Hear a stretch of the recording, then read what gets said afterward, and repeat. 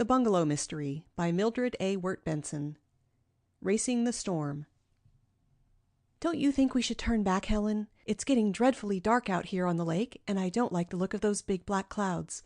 As Nancy Drew addressed her chum, Helen Corning, she gazed anxiously up at the sky and then out across a long expanse of water to the distant shore. The two girls were spending several days at a camp located on Moon Lake, and on this particular afternoon they had slipped away for a delightful motorboat outing. They had cruised aimlessly about for several hours, enjoying the lake scenery and, particularly, a cool, refreshing breeze which brought them relief from an unseasonably torrid day, for it was early summer.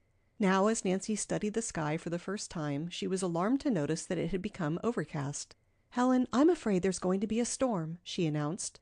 "They come up so quickly on Moon Lake." "You're right," Helen agreed uneasily. "It does look threatening. I didn't realize we were so far from shore. We'd better get back to camp as fast as we can." "I guess we were having too good a time to notice the weather," Nancy said. She gave the steering wheel a turn and headed the motorboat toward the eastern shore. Although it was not yet dusk, darkness seemed to be closing in upon the lake. It was with difficulty that the girls distinguished the shoreline. The water, which only a few minutes before had been a smooth, clear blue, lashed about the little boat in angry, inky waves. Helen studied the sky nervously. "We'd better make full speed ahead, Nancy," she advised. "We're a long way from camp, and that big cloud is rolling up fast." Nancy Drew was of the same opinion. One hasty glance at the cloud in question had assured her that there was no time to be lost if they were to beat the storm. Even before Helen had made the suggestion, she had opened the throttle to the fullest extent. The motorboat fairly leaped through the water, dashing spray into the faces of the two girls. "Why didn't we start back a few minutes earlier?" Helen groaned. "We'll be drenched to the skin before we reach shore." "I'm afraid we shall," Nancy admitted. "I wonder if there are any oilskins aboard?" "They may be under the seat. I'll look and see if I can find them." A moment later, Helen triumphantly brought out a mass of sticky yellow garments. She quickly slipped into a coat and then relieved her chum at the wheel, giving her an opportunity to don the oilskins. Hastily, Nancy pulled a southwester down over her curly gold bob and struggled into a coat several sizes too large for her. She was not an instant too soon, for suddenly a streak of forked lightning cut across the sky, momentarily disclosing a thick mass of ugly clouds. The lightning was followed by an ominous crack of thunder, which caused the girls to cower involuntarily. "That was close," Helen murmured uncomfortably. "It's just a taste of what's coming," Nancy cried. "The storm is almost on us." The wind, which had been steadily freshening, now began to blow in earnest. It struck the boat with a force which caused Nancy to grasp the railing for support. Huge waves swept down upon the little craft, threatening to bury it. Another dazzling flash of lightning illuminated the sky, and simultaneously a deluge of rain descended upon the unfortunate girls. "Oh, this is terrible!" Helen wailed. "I can't see to steer." Nancy sprang to a position directly behind her chum and peered ahead in the darkness. As though by magic, the shoreline had vanished. The blinding rain made it impossible to see more than a few feet beyond the bow. "Hold to your present course," she advised, shouting to make herself heard above the noise of the storm. "It can't rain like this for long." The gallant little motorboat plowed defiantly through the waves, but the steady chug of its engine did not comfort the two girls. They knew that they were miles from camp, and should anything go wrong with the motor, they would be entirely at the mercy of the waves. Nancy recalled that she had noticed only one fishing boat on the lake during the afternoon, and the knowledge that in case of an accident cries for help would go unheard did not add to her peace of mind. However, so long as the engine continued to labor faithfully, there was no need to worry. "How much gasoline have we left?" Helen inquired anxiously. "Oh, at least half a tank, Helen. We shan't need to worry on that score." After a time, the rain ceased to fall in torrents and a drizzle set in. However, the storm was by no means over, for the wind continued to blow a full gale, and every instant it seemed to Nancy Drew and Helen Corning that the waves became higher. "If only we could see where we're going," Helen complained. She had endeavored to maintain a straight course for the camp, but there was no way of estimating the amount of drift, and she had no idea how far they were from shore. A jagged ribbon of lightning illuminated the path ahead. Catching her breath, Nancy Drew leaned forward and peered into the inky water. What she saw froze her with horror. Directly ahead floated a big log. "About!" Nancy cried frantically. Helen, too, had seen the log which lay in the path of the motorboat, and the sight held her in a paralysis of fright. She froze to the wheel. "About!" Nancy shouted again. Helen gave the wheel a vicious turn. The boat responded, but not quickly enough. The log loomed up in the water ahead. With a splintering crash, the boat struck it. The sudden impact of the blow threw Nancy Drew backwards. She went sprawling into the bottom of the boat. Helen, who still clung to the steering wheel, screamed in fright. "Nancy, are you hurt?" she demanded fearfully. Nancy did not reply, but hastily scrambled to her feet. With difficulty she managed to stand, for the boat listed sharply to the right. Instantly she saw that the collision with the log had torn a jagged hole in the side of the craft. Water was pouring in through it. "Quick!" Nancy ordered sharply. "We must bail or we'll sink." She sprang forward and, tearing off her coat, tried to stuff it into the hole. Helen caught up a rusty pail which had been kept on hand for fish bait and began to bail. She worked madly, but in spite of her efforts the water came in faster than she could dip it out. "Oh, it's no use," she groaned. "We're sinking." Nancy, too, realized that they could not hope to stop the leak. The boat was doomed, and they with it unless aid came to them quickly. "Shout for help," she ordered. "Someone may hear us." Cupping their hands to their lips, the girls shouted again and again. "Help! Help!" they screamed desperately. There was no answer. The wind howled derisively in their ears, mocking them in their plight. "Oh, what shall we do?" Helen demanded hopelessly. Already the two girls were standing in water over their ankles, and each instant the boat was settling lower. A big wave bore down upon them, and Nancy, who saw it coming, realized that it meant the end. A deluge of water poured in over the sides. "We're lost!" Helen cried. The words ended in a choking gurgle as the waters closed over her head. A desperate struggle.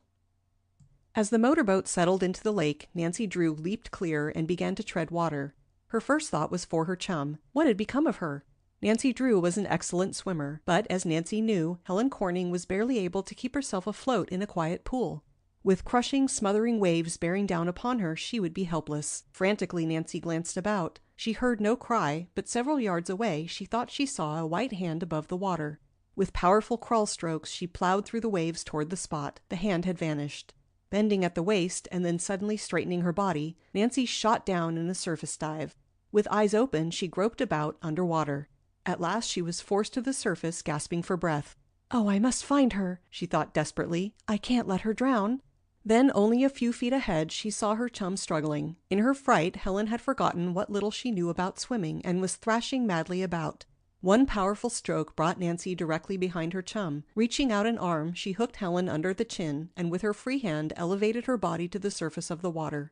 A huge wave bore down upon the girls, and before Nancy could secure a safe hold, Helen strangled and began to struggle. She clutched Nancy about the neck. "Let go!" Nancy cried. "Let go!" Helen, too frightened to realize what she was doing, only clung the tighter, carrying the two girls beneath the surface of the water. At first panic took possession of Nancy Drew as she realized that Helen held her in a stranglehold. Then her mind cleared and she thought logically again. She had studied life-saving methods and had been told how to break strangleholds. If only it would work now. In a desperate attempt to free herself, she pushed with her hands against the side of her chum's face, at the same time attempting to raise one of the arms which imprisoned her. As she felt Helen's grip relax, she quickly ducked under the raised arm and came to the surface of the water directly behind her chum. Before Helen could clutch her again, Nancy snapped her into position for a safe carry. "Don't struggle or we'll both drown," she warned Helen. Feeling that she was safe, Helen relaxed somewhat. But scarcely had Nancy Drew begun to believe that she had her chum under control when a huge wave swept over the two girls. Again Helen began to struggle and fight. Although Nancy held her in a position from which she could not free herself, the battle was a wearing one. "Hold your breath when you see a wave coming," Nancy instructed. "Don't be afraid. I won't let loose of you." She knew that Helen would soon wear her out unless she overcame her fear and remained quiet. Already Nancy was short of breath, and for a swimmer far from shore that was a fatal warning. Yet never for a moment did she consider abandoning Helen, although by doing so she might save her own life. Nancy Drew had no illusions concerning her situation. Excellent swimmer though she was, she knew it would be impossible to tow Helen ashore. Again, she might make it, but with her chum to consider it was hopeless. If only she could manage to keep Helen afloat until help reached them. The motorboat had sunk beneath the waves, and the log which might have given them temporary support had floated away in the darkness. "Oh, if only that log would come in sight again," thought Nancy. As if in answer to her wish, the log bobbed up at that instant, but before Nancy could grab hold of it, it went out of sight. She watched eagerly, but it failed to reappear. The exhausted girl's heart sank within her. "Help!" Nancy cried frantically. With a sinking heart, she realized that her voice would not carry far. She and her chum were at the mercy of the cruel waves. In this moment, when it seemed that there was no hope of rescue, it was but natural that Nancy Drew's thoughts should turn to her father. Would she ever see him again?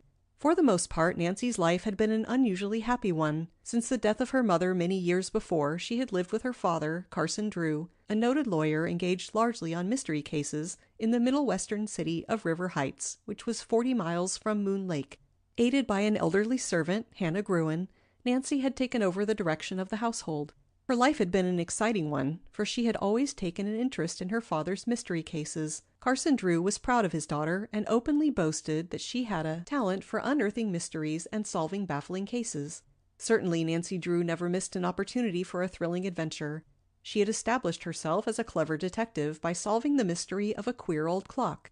Her adventures in this connection are related in the first volume of this series, entitled The Secret of the Old Clock. Later, she had been involved in a rather weird mystery, one which carried her to a haunted house, there to aid two sisters, Rosemary and Floretta Turnbull. Nancy had discovered a hidden staircase, and it was through her efforts that the ghost of the Turnbull mansion was captured. Her exciting adventures are recounted in the volume The Hidden Staircase. Nancy had refused to accept a reward for her service, but in each case her friends had forced a token of remembrance upon her. Her trophies consisted of a mantel clock and a valuable silver urn. Her father had often declared that before she finished her career she would have the house cluttered. Now, as Nancy Drew struggled to support her chum in the rough waters of Moon Lake, she wondered if her career was about to come to a sudden end. How long could she manage to keep afloat? Certainly not for many more minutes. Her heavy clothing dragged her down. Her shoes seemed as heavy as chunks of lead. If only she could let loose of Helen for a minute, she could remove them. "Can you float on your back for just a few minutes?" she asked. "Oh, don't let go of me, Nancy," Helen pleaded. "I'm frightened to death." "I won't," Nancy promised.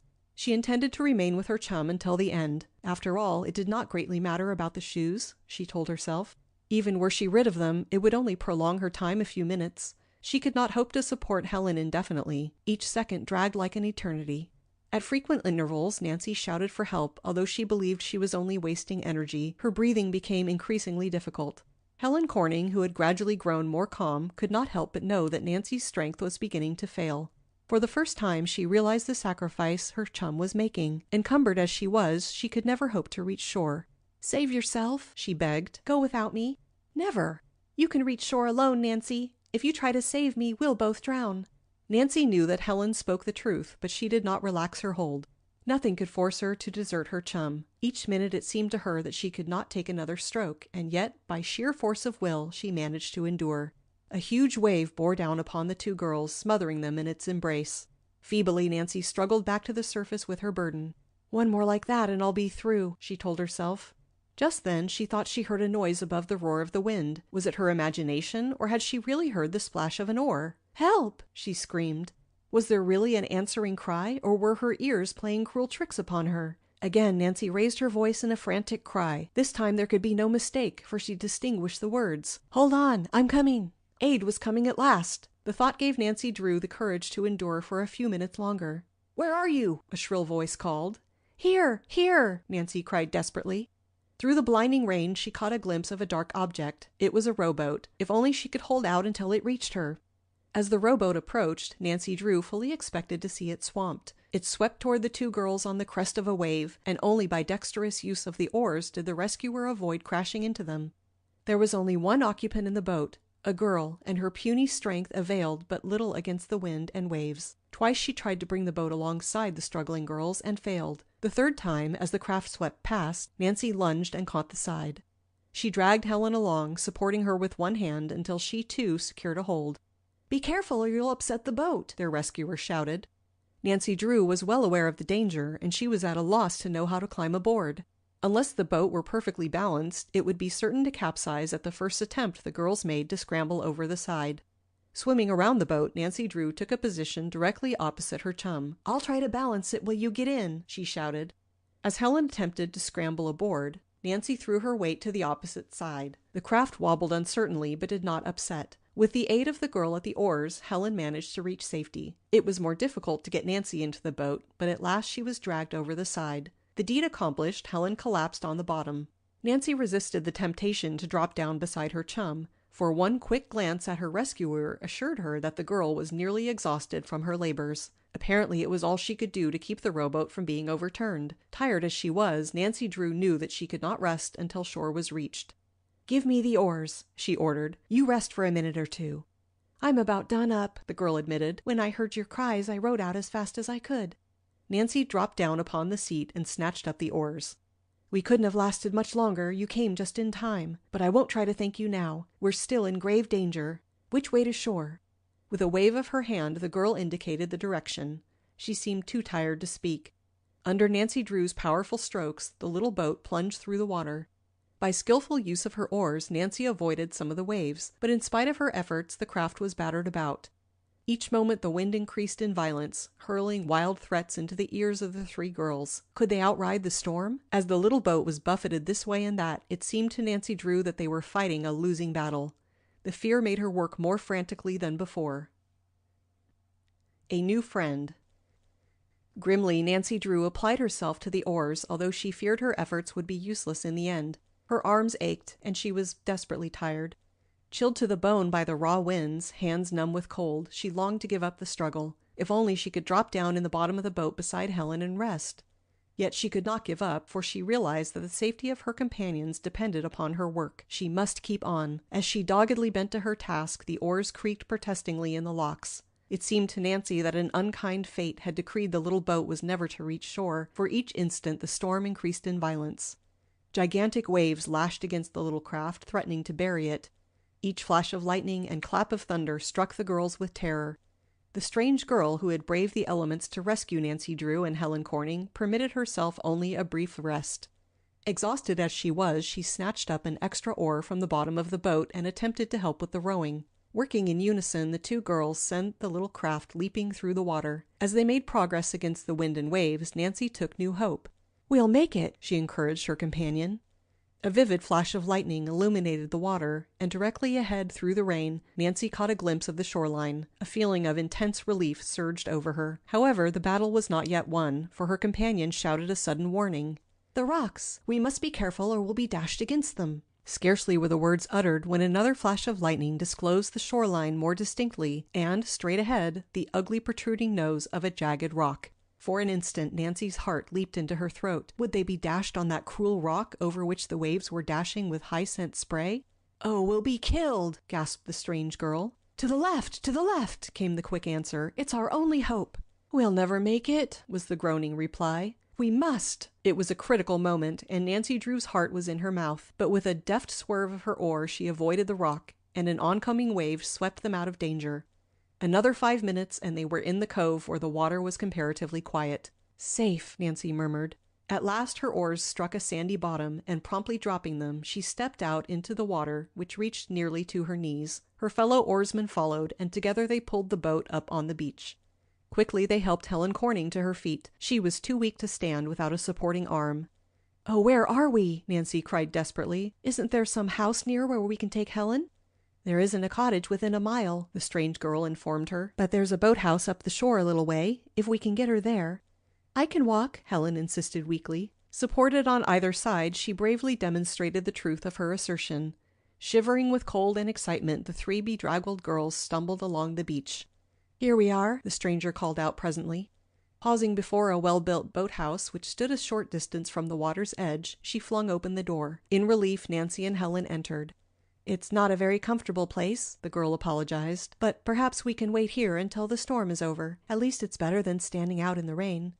Following Nancy and Helen inside, she closed the door. "It's as dark as night," Helen complained. "I'll try to find a lamp," the girl returned. "I'm sure there must be one here." She groped about, and after a little search found an oil lamp and a box of matches. "That's better," she declared as she placed the lighted lamp on the windowsill. "We can see one another now." Not without curiosity, Nancy Drew and Helen Corning surveyed their rescuer. She was a tall, slender girl with delicately molded features and tragic brown eyes, which still held a look of fright. Her dress, a severe black, was unrelieved by any trimming. Yet in spite of the simplicity of her drab garb, she was a pretty girl. "We haven't thanked you for saving our lives yet," Nancy began. "Why, we don't even know your name." "My name," the girl smiled. "I'm Laura Pendleton." Nancy quickly introduced herself and her chum. "It was fortunate for us that you came to our rescue when you did," she declared gratefully. "You heard our cries?" "Yes, I had just gone out for a walk along the shore when the storm came up suddenly. I was hurrying back to the hotel when I heard a shout for help. There was no one nearby, and I didn't know what to do." Laura nervously twisted her hands as she spoke. "You found a boat?" Nancy prompted. Yes, fortunately there was one on the beach, but I was afraid to attempt the rescue alone. But you did, Nancy reminded her. I don't wonder you were afraid to brave the storm. Oh, it wasn't just the storm. I'm afraid of water. I always have been. I can't even swim. You can't swim? Nancy gasped. And you risked your life to save us? There wasn't any other way, Laura stated quietly. I couldn't let you drown. Laura, Nancy said feelingly, Helen and I can't begin to tell you how grateful we are for what you did. You displayed real courage in rescuing us. It was splendid, Helen added. Oh, I didn't do anything, Laura insisted. I'm not very good at rowing a boat, and if luck hadn't been with me, I never would have reached you. Do you live near here? Nancy questioned curiously. A troubled expression passed over Laura Pendleton's face. I'm staying at the Lakeside Hotel. It's about a mile from here. You frequently take long walks? Nancy encouraged her, for she sensed that something was worrying her new friend, and she hoped to draw out her story. I do when I'm lonely and discouraged, Laura answered soberly. She hesitated a moment and then added, You see, I've recently lost my mother. Oh, Nancy murmured gently. I'm sorry. I didn't mean to remind you. I should have known. I wanted to tell you. Sometimes it seems as though I must talk to someone. I'm so worried. There's no one to help or advise me. Your father? He died nearly 6 years ago. I'm an orphan. Surely you have friends to whom you can appeal? I'm afraid not. You see, Mother was ill for a number of years before she died. We lived in hotels and I took care of her. Our social life was cut off. If there's any way that Helen and I can help, count on us, Nancy Drew announced firmly. If you need money. Oh, it isn't money, Laura said quickly. Mother left an ample fortune. It's only that I'm lonely and discouraged and I don't know what my guardian will be like. Your guardian? Helen questioned curiously. Yes, the court-appointed Jacob Aborn. I've never seen him. He and Mother were schoolmates. You dread to meet him? Nancy asked gently. Yes, he's to come for me in a few days. Surely if he and your mother were schoolmates, you have no cause for worry. I suppose I am silly, Laura admitted, but I can't help it. I have the strangest feeling. What sort of feeling? Nancy asked. Oh, I can't explain. It's just that I feel that something dreadful will happen to me. I'm afraid to meet Jacob Aborn. Perhaps he's the most kindly man in the world, Nancy declared. When will he arrive? That I don't know. I'm expecting him the latter part of this week. I received a letter from him last week telling me to wait at the Lakeside Hotel until he arrived. His letter was so curt and businesslike that it frightened me. I'm sure everything will come out all right, Helen assured her kindly. Oh, I'm probably worrying when there is no need, Laura said, forcing a smile. You must pardon me for troubling you with my story. But we're interested, Nancy Drew protested. We wish we could help you. Well, I don't need help yet, Laura laughed. If I do, I'll probably call on you. By the way, I don't know where you live. Oh, we're spending a few days at a summer camp here on the lake, Helen informed her. Only a few days? We'll be leaving next week, Nancy replied. At least, I will. However, I live at River Heights, which is only 40 miles from here. I wish you could visit me there. I'd love to come if my guardian will let me. And you must visit us at the camp, Helen added enthusiastically. Why not come tomorrow afternoon? Perhaps I can, if you really want me, Laura responded eagerly. Of course we want you, Nancy declared cordially. However, I warn you that the girls will mob you when they learn you're a heroine. Laura smiled timidly at her new friends. Perhaps you'll visit me sometime at my hotel. We certainly will, Nancy assured her warmly. Helen glanced toward the window and for the first time noticed that it had stopped raining. The storm is over, she announced. Then I must be getting back to the hotel before I catch my death of cold, Laura shivered. I'm chilled to the marrow. So are we, Nancy commented. This storm certainly brought cold weather with it. Won't you come with me to the hotel? Oh no, we must strike off for camp. The girls will be worried about us, Nancy Drew said hastily. Thank you for your kind offer. But you'll take cold in those wet clothes. The sun is coming out, so we'll probably dry off before we reach camp. Anyway, you have a walk of nearly a mile before you, and it isn't much farther to camp. Then if you won't come, I'll say goodbye. Before you go, we want to thank you again for saving our lives, Nancy told her earnestly. I can't thank you adequately, but if ever I can be of service, I hope you will call upon me. I certainly will, Laura assured her easily. As the three girls gravely shook hands and parted, Nancy Drew little dreamed that before a fortnight had passed, she would be given an opportunity to repay Laura Pendleton in full. A visitor. Do you think Laura Pendleton will visit us this afternoon, Nancy? Helen Corning, who was reclining on a camp cot in the little cabin which she shared with Nancy Drew, asked the question. I certainly hope so, Nancy responded. I'd like to become better acquainted with that girl. She interests me. I wish we could repay her for saving our lives. I was so nearly done up yesterday afternoon that I didn't half thank her. I'm afraid there's nothing we can do, Helen. She has a fortune in her own name, so money would mean nothing to her. However, I thought she seemed rather lonely. Yes, she did, Helen agreed. If she comes this afternoon, we must show her a good time. Perhaps we can make her forget her troubles. In spite of the severe exposure to which Helen and Nancy had been subjected the previous day, they were little the worse for their ducking in the lake. Upon reaching camp, they had removed their wet clothing and had gone to bed, with the result that they escaped without even a cold to remind them of their adventure. Although the motorboat was not a valuable one, the girls regretted its loss and had generously offered to pay for it. However, the camp counselors had refused their money, exonerating them of all blame for the accident. I'm a little worried about Laura, Nancy Drew remarked to her chum. She isn't at all strong-looking, and I'm afraid she may be ill. Helen did not reply, for just then a curly-haired girl thrust her head in at the cabin door and informed the two girls that they had a visitor. Oh, it must be Laura, Nancy cried hopefully. Helen sprang up from the cot and, with her chum, rushed to the door. The girl who awaited them was indeed Laura Pendleton. I'm so glad you came, Nancy greeted her enthusiastically. Helen and I were just talking of you. We were afraid you might be ill after that drenching, Helen added. I'm really stronger than I appear. And Laura smiled pleasantly. I was fortunate enough not to take cold. We escaped too, Nancy declared, and now you must meet all of the girls. Nancy Drew's friends crowded about and quickly were introduced to Laura. They made a great deal over her and insisted upon regarding her as a heroine. The praise made little impression upon the girl, it seemed to Nancy. She noticed that while Laura was gracious to everyone, she took little interest in what was going on about her. Something is troubling her, Nancy thought. At the urgent request of the campers, Laura joined in a lively game of volleyball, which was in progress, but it was evident that she was not really enjoying herself. Nancy decided that it was time to take a hand. It's too warm to play volleyball, she informed her teammates. Anyway, Helen and I haven't had a chance to talk with our guest. To Laura's evident relief, the two girls bore her triumphantly away to their cabin. I'm afraid I'm dreadfully stupid at games, Laura apologized. You see, I've never had an opportunity to enjoy sports. You're not stupid in the least, Nancy assured her warmly. Who wants to waste a whole afternoon batting a silly ball over a net? I'm sure I'd much rather talk. After politely presenting Laura with the only chair which the tiny cabin boasted, Nancy and Helen flopped down upon the cots.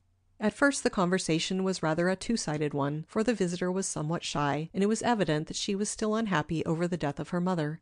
In an effort to direct Laura's thoughts into more pleasant channels, Helen began to tell her of some of Nancy Drew's thrilling adventures. She has quite a reputation as a detective, Helen declared impressively. Everyone says Nancy can scent a mystery a mile away. What sort of mystery cases are you interested in? Laura asked her new friend in surprise. Oh, most anything, Nancy answered carelessly. My father is a lawyer who is often engaged in such cases, and I suppose I get my liking for detective work from him. She makes a specialty of lost wills and haunted houses, Helen informed their guests mischievously. Haunted houses? Laura gasped. Oh, the Turnbull mansion really wasn't haunted, Nancy hastened to explain. The Turnbull sisters were bothered by strange noises at night, and valuables kept disappearing from the house. I discovered who it was that was the ghost behind the scenes. Everyone said it was clever detective work, Helen went on proudly. Nancy discovered a hidden staircase and an underground tunnel. She explored it in the dead of night. How exciting, Laura declared. Weren't you afraid? A little, Nancy admitted truthfully. But she kept on anyway, Helen continued. Oh, she had a thrilling time of it before the mystery was solved. I should think so, Laura murmured. My, you must have talent, Nancy. Not at all, Nancy laughed. It was mostly luck that I stumbled upon that hidden staircase. Don't you believe it, Helen scoffed. Nancy Drew's modest, that's all. She wouldn't tell you about the way she helped the Horner girls get their inheritance. They had been cheated out of a fortune, and Nancy unearthed the real will. Oh, Laura isn't interested in all that, Nancy protested, obviously ill at ease. Indeed I am, Laura assured her. We've been talking about ourselves so much that we haven't given you a chance to say a word. Oh, there's nothing to tell about myself. I'm not a very interesting person. Indeed you are, Nancy Drew contradicted her guest gently, but I'm afraid you are still worrying about that guardian of yours. Am I correct? Laura's pretty face clouded. Yes, I am worried. I know I shouldn't feel the way I do, for it was my mother's wish that Jacob Aborn be appointed my guardian. I can't understand myself. I dread to meet him tomorrow. Tomorrow? Nancy questioned in surprise. Yes, I received a telegram from him this morning. He is to arrive tomorrow. I wouldn't worry, Nancy said cheerfully. Probably you will like your guardian when you meet him. Surely your mother wouldn't have entrusted you to his care if she hadn't believed he would be kind to you. Oh, it's just a silly notion on my part. I realize it, yet I can't rid myself of a feeling that something dreadful will happen to me. Laura Pendleton arose and walked over to the window. She stood gazing out across the lake for a moment, and then resolutely turned and faced Nancy and Helen, who were regarding her anxiously. "You mustn't mind my despondent moods," she told them with a sad smile. "I promise that if you will come visit me at my hotel, I'll be more cheerful. Will you come?" "We certainly will," Nancy and Helen declared together. Laura hesitated a moment and then added rather plaintively, "I wonder, would you mind coming tomorrow?" "Why, no," Nancy responded in astonishment. "We'll be glad to come." Laura's relief was evident. As she said goodbye, she pressed Nancy Drew's hand gratefully. Then, without a word of explanation, she left the two girls. Laura's guardian. Early the following afternoon, Nancy Drew and Helen Corning, faithful to their promise, boarded a launch which made regular passenger trips and were ferried to the Lakeside Hotel. "I wonder if Laura's guardian has arrived yet," Helen remarked curiously as the two girls walked toward the hotel, which was one of the most exclusive on Moon Lake. "We'll soon meet him if he's here," Nancy replied. "I do hope he's the right sort. Laura would be dreadfully unhappy with anyone who didn't understand her. She's frightened to death at the thought of meeting him. Do you imagine that was why she asked us to come here this particular afternoon?" "Yes, I do, Helen. It was as plain as the nose on your face. To tell you the truth, I'm curious to meet Jacob Aborn." The conversation ended abruptly as the two girls entered the hotel lobby. Nancy Drew made her way directly to the desk, and after a brief wait was informed that Laura Pendleton would receive the girls in her suite. An elevator whisked them to the third floor. Scarcely had they knocked on the door when Laura opened it. "Oh, I'm so glad you came," she cried. "I was afraid you wouldn't." She led the girls into a pleasant suite. There was no need to ask if Jacob Aborn had arrived, for Laura's eyes disclosed that she was deeply troubled. As Nancy stepped into the living room, she saw the man slumped down in a chair near the window. When Laura politely presented him, he arose and grunted a "pleased to meet you" without warmth. Nevertheless, his shrewd eyes swept the two girls appraisingly. Jacob Aborn was a short, pudgy man, but apparently he lacked the good disposition commonly attributed to a fat man, for a tiny scowl lined his forehead. He was well dressed and wore a large diamond on his right hand. "I was afraid I wouldn't get to see you girls again," Laura began hastily when an awkward silence fell upon the group. "I'm leaving this afternoon." "You're leaving Moon Lake so soon?" Nancy inquired with a curious glance directed toward Jacob Aborn. "Yes," Laura declared without enthusiasm. "My guardian is taking me to Melrose Lake. That's a long way from here, isn't it?" 20 miles, I believe," Nancy responded. "I'm sorry you're leaving." "So am I," Laura told her wistfully. "I like it here, and I was just beginning to get acquainted." "Must you go so soon?" "The air is much better at Melrose Lake," Jacob Aborn broke in. "Laura isn't in very good health, and it's my duty to take care of her. I promised her dear mother I would look after her." "I never heard that Melrose Lake was particularly healthful," Nancy commented dryly. "I have a fine bungalow there," Jacob Aborn added hastily. "That's another reason for leaving. It will be much nicer for Laura than living in a hotel." "Possibly you are right," Nancy admitted reluctantly. She had taken an instant dislike to Jacob Aborn, although she realized that she had no reason for her feeling. He seemed kind enough to Laura and apparently deeply interested in her welfare, yet at times his eyes had a hard, almost cruel glint as he gazed upon her. Nancy was ashamed of her suspicion, yet she could not help but wonder if the man's affection for his ward was genuine. Laura glanced nervously at her guardian. It was obvious she was uneasy in his presence. "Would you girls care to have tea in the garden?" she proposed hopefully. "That would be lovely," Helen said quickly. She too had taken a violent dislike to Jacob Aborn and was eager for an opportunity to get away. It would be a relief to have a quiet talk with Laura. However, Jacob Aborn had no intention of permitting Laura's plan to be carried into effect. He picked up his hat and bestowed a saccharine smile upon his ward. "I will go with you, my dear." It was clear to Nancy Drew that he was determined Laura should not have a chance to talk with her friends alone. Something is wrong, she thought. Laura doesn't want to go to Melrose Lake, and he's forcing her to do it. The afternoon was a failure so far as Laura Pendleton and her friends were concerned. They spent a miserable half-hour over the teacups, attempting to keep up a conversation. Laura's face was pale, and her eyes held an expression of fear. Jacob Aborn appeared not to notice. He gulped his tea in one swallow, crumbled his cake upon the tablecloth, and then, tilting back his chair, proceeded to regale Nancy and Helen with tales of his brilliant business ventures. His stories, which were obvious untruths, disgusted the girls, but for Laura's sake they listened politely. "I'm going to make Laura's money earn real interest," he boasted. "I'll invest it in stocks. If you know the ropes, you can beat the market every time." Nancy Drew raised her eyebrows in well-bred disapproval. "Will the court sanction such speculation?" "The court? What's that got to do with it?" Jacob Aborn demanded. As Laura's legal guardian, you will be responsible for the money and will have to make an accounting, Nancy informed him. My father is a lawyer, so I know. Jacob Aborn stared at her somewhat hostilely. "Oh, yes, to be sure," he muttered. Pushing back his chair, he called loudly for a waiter. Greatly to Laura's embarrassment, persons at other tables turned and stared at him curiously. "Waiter, my check," he ordered with a grand flourish. The bill settled, he turned to Laura with sudden decision. "You must get your things packed at once, my dear. We're leaving in half an hour for Melrose Lake." "But you said we were to remain here until late this afternoon," Laura protested. "I haven't had a chance to talk with Nancy and Helen." "I am sorry, but we must leave at once. Your friends will excuse you." "It doesn't seem right to rush away like this when I invited you girls here to spend the afternoon," Laura apologized. She was on the verge of tears as she faced Nancy and Helen. "We'll surely see you again sometime soon," Nancy Drew promised. "Oh, if only you will. You must come to Melrose Lake. I don't know a soul there, and I'll be so lonesome." She turned to her guardian. "What is the address? I want Nancy and Helen to have it." Jacob Aborn frowned. "The address? Oh, they won't need it. Anyone can direct them to the bungalow." Nancy surveyed Laura's guardian curiously. Why was he so eager to get his ward away from them? From his response to Laura's question, she comprehended that he did not wish to encourage a visit to Melrose Lake. "I'm afraid I must say goodbye," Laura told Helen and Nancy regretfully. Soberly, the three girls shook hands. Laura clung to Nancy an instant, and as their eyes met, it seemed as though she were trying to tell her something.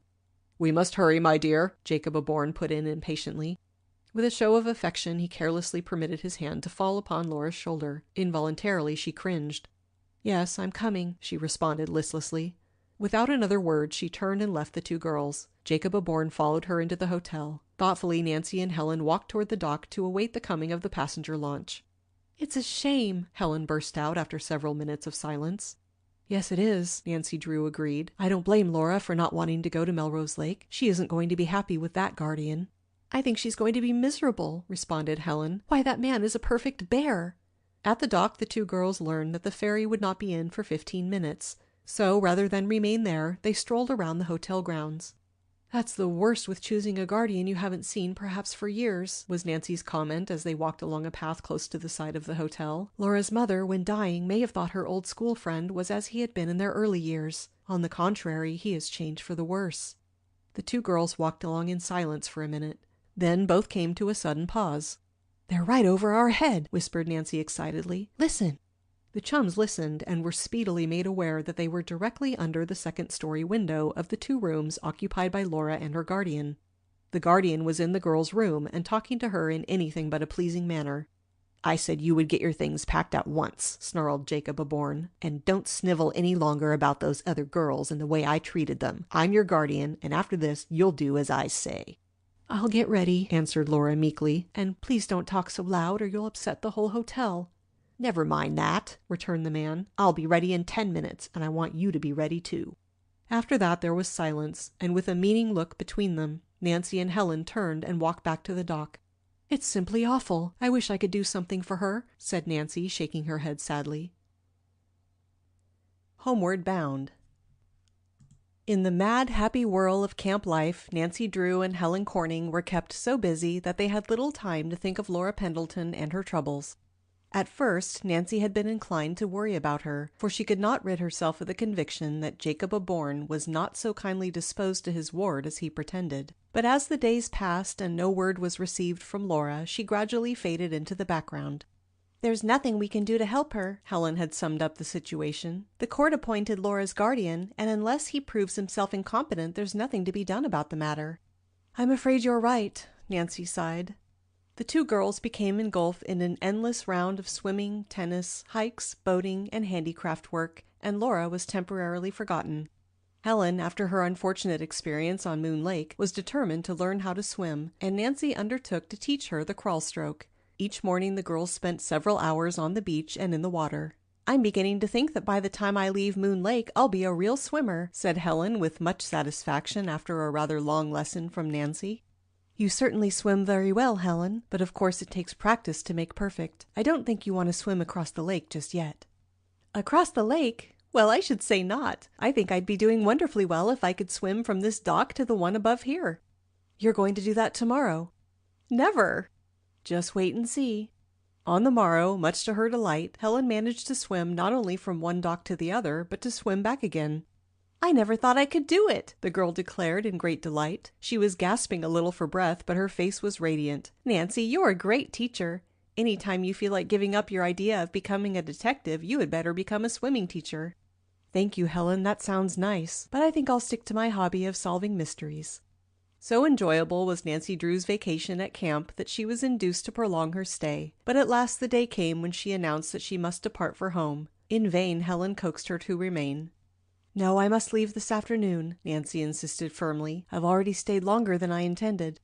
Directly after luncheon, to the keen disappointment of her friends, Nancy Drew backed her blue roadster from the shed which served as a makeshift garage. Tossing her suitcase into the back of the car, she regretfully prepared to depart. "I don't see why you need to start so early," Helen protested. "Can't you stay a few hours longer?" Nancy Drew shook her head. "I have a 40-mile drive ahead of me." "You can drive to River Heights in a couple of hours at the most." "If everything goes well, but I may be unlucky enough to get a flat tire. And look at those clouds." Nancy indicated a mass of fleecy white clouds which had settled near the horizon. "Oh, those aren't storm clouds," Helen declared. "It isn't going to rain." "That's what we thought when we were out on Moon Lake in the motorboat," Nancy reminded her. "From now on, I'm taking no chances with storms, especially when they come up as quickly as they do in this locality." "Then why not wait another day if you're afraid of the rain?" Helen teased. "And get marooned here for a week. You know how the roads are after a storm." "I can't blame you for not wanting to drive in mud," Helen admitted, "so I won't plead with you any more." With a last goodbye, Nancy Drew started the engine. Girls stepped out of the way, and she skillfully backed the car to the main highway. The road followed Moon Lake for a considerable distance, and Nancy drove slowly, enjoying a last glimpse of the shore. It was with regret that she left camp, for she had enjoyed every minute of her vacation. She loved the clear blue of the lake, the gigantic trees, the earthy odor of the forest, and the whisper of the wind in the pine needles. Presently, emerging from the timber, the scenery was less interesting, and she made better time. Now and then, as she came upon a clearing, she cast an anxious glance toward the sky. Although the sun was shining brightly, Nancy Drew thought the clouds were becoming blacker. Soon she was convinced that a storm was rolling up. "Just my luck to run into one," she thought in disgust. "Well, I have chains with me anyway." She glanced nervously at the speedometer and was relieved to note that she was nearly halfway to River Heights. "There's no need to worry," she told herself. "I'll be home before the storm strikes me." Although Nancy Drew had never been afraid of storms, her recent experience on Moon Lake had made a strong impression upon her, and now she stepped hard on the accelerator. The little blue roadster went bumping over the ruts at a rapid rate. On down the road Nancy sped. Suddenly she saw an obstruction in the path ahead and hastily put on the foot brake. The roadster came to a creaking halt before a huge sign which read, "Detour, Bridge Out, Take Melrose Lake Road." An arrow pointed to the left. "How aggravating!" Nancy exclaimed. "Just when I'm in a hurry. Now I must travel miles out of my way before I strike the River Heights road." Another anxious glance at the sky told her that there was no time to be lost. Already huge storm clouds had blotted out the sun. "I'm going to be caught in the rain," she thought. "There's no escape." Hastily, she backed the roadster and headed down the Melrose Lake detour. In spite of the need for haste, she dared not race the car over the rutty highway. She was forced to reduce her speed to less than 25 miles an hour, and even then it seemed as though the automobile would shake to pieces. Presently the winding road ahead became indistinct against the black background of the forest, for the storm clouds were nestling closer and closer to the earth. Nancy snapped on the headlights, and 2 beams of light shot down the road, illuminating the ruddy highway for 100 yards ahead. Instinctively, she grasped the steering wheel more tightly, and every nerve in her body seemed sensitized, for the uncertainty of her situation gave her a feeling of uneasiness. She wondered how she would ever reach the main road should the storm break and catch her in the forest. The uncertainty was soon ended, for Nancy saw great raindrops glisten down through the headlight beams. Then the drops became indistinguishable in a downpour of water that seemed to drop from an open floodgate in the sky. The 2 deep ruts ahead quickly changed into swiftly rushing rivulets which spread out over the road in a wide sheet of water. "This is terrible!" Nancy Drew cried. "If my wheels get down into those ruts, I'll be stuck." The roadster skidded from one side of the road to the other several times, barely missing the ditch. By a miracle, so she told herself, Nancy Drew avoided the deep ruts and kept the car moving. Then, directly ahead, she saw a hill, and, low as it was, knew it could not be climbed without chains. "There's no use trying to make it," she decided. "I must stop and put on chains."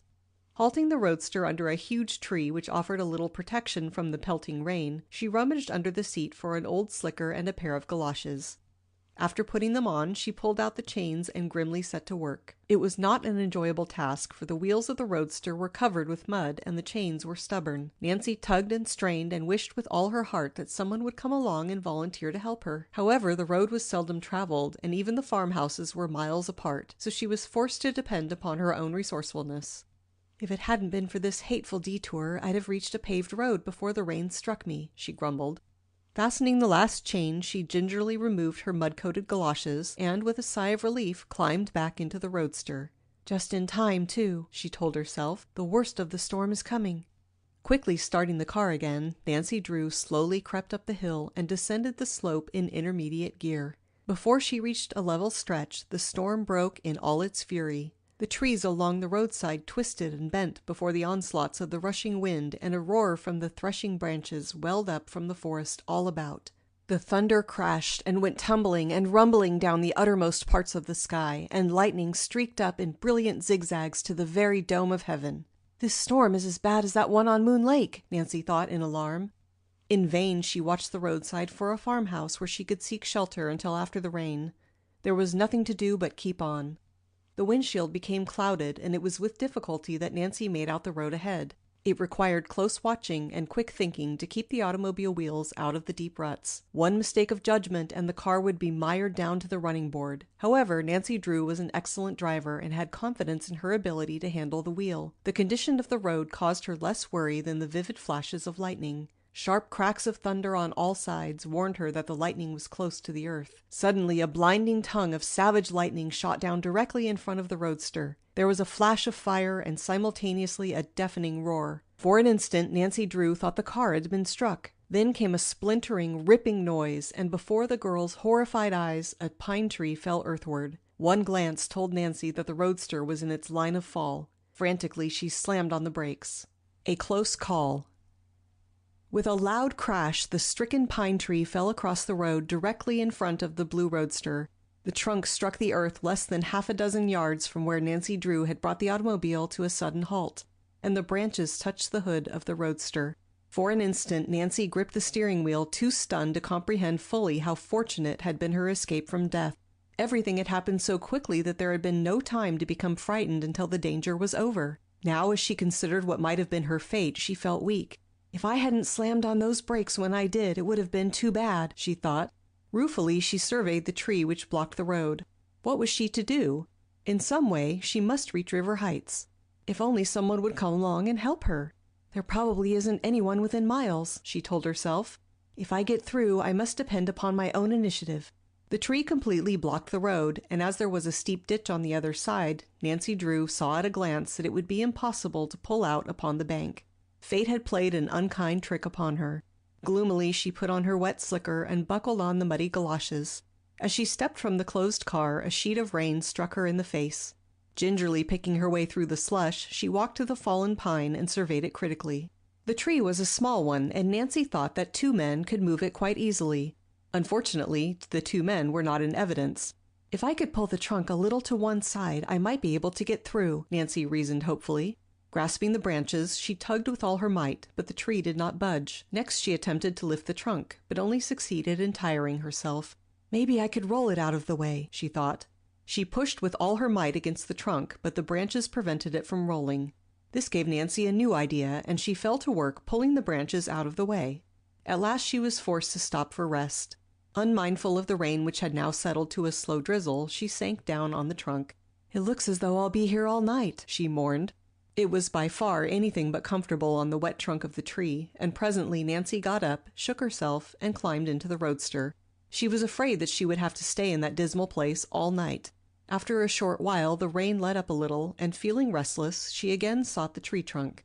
Just then she heard a strange sound coming from behind her. "If only someone is coming to help me," she murmured to herself.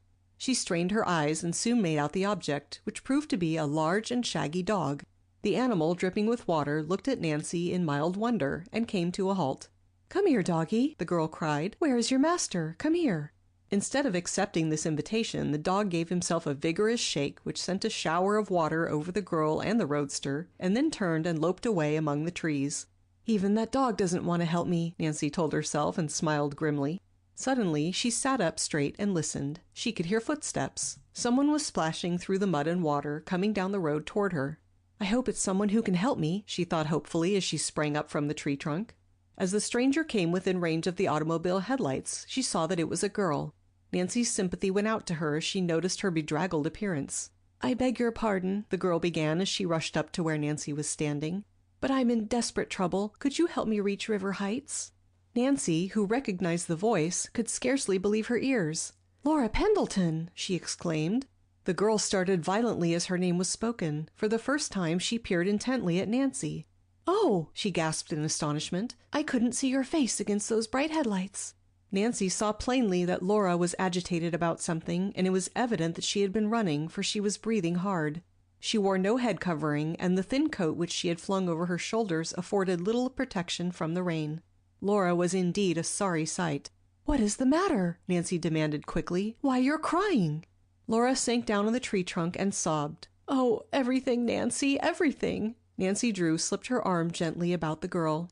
You shouldn't be out in the storm, she chided her. What is your guardian thinking of to let you expose yourself this way? My guardian? Oh, I don't want to hear his name. I hope I never see him again. You are not running away, Laura. Yes, I am. I couldn't stand it another minute. You were trying to get to River Heights? Yes, I thought you might help me. I've no other person to whom I can turn. Why, you poor dear, Nancy comforted her. Of course I'll help you. I haven't forgotten my promise. Then you'll take me away? Just as soon as I can get this tree out of our path. I'm on my way to River Heights now, and you shall go with me. What are you doing on the Melrose Lake Road? This is the most desolate place. I didn't think anyone came here unless he was forced to. That's why I came, Nancy informed her grimly. There was a detour on the regular road. Then the storm caught me, and finally this tree. When the lightning struck it, I thought sure I was doomed. You must have had a narrow escape, Laura observed. Too narrow for comfort, and Nancy laughed shortly. That tree didn't miss me by many feet. As it is, some of the branches are still touching the front of the car. What are you going to do, Nancy? Shall you be able to get through? That's what I don't know. Are there any houses near here? Laura shuddered. My guardian's bungalow is only a mile away. Well, we won't call on him for help. Oh, if he'd find me here, I don't know what he'd do to me. Nervously, Laura wrung her hands, and Nancy was afraid she might have another fit of weeping. Jacob O'Bourne won't find you, she assured the girl. Oh, Nancy, you don't know what your kindness means to me, Laura cried gratefully. You've promised to help me when you haven't even heard my story. I must tell you. Not a word until we reach River Heights, Nancy broke in. We must both get into dry clothing as quickly as we can. Here, climb into the car where the rain won't strike you. I'm soaked to the skin already. It doesn't make any difference now.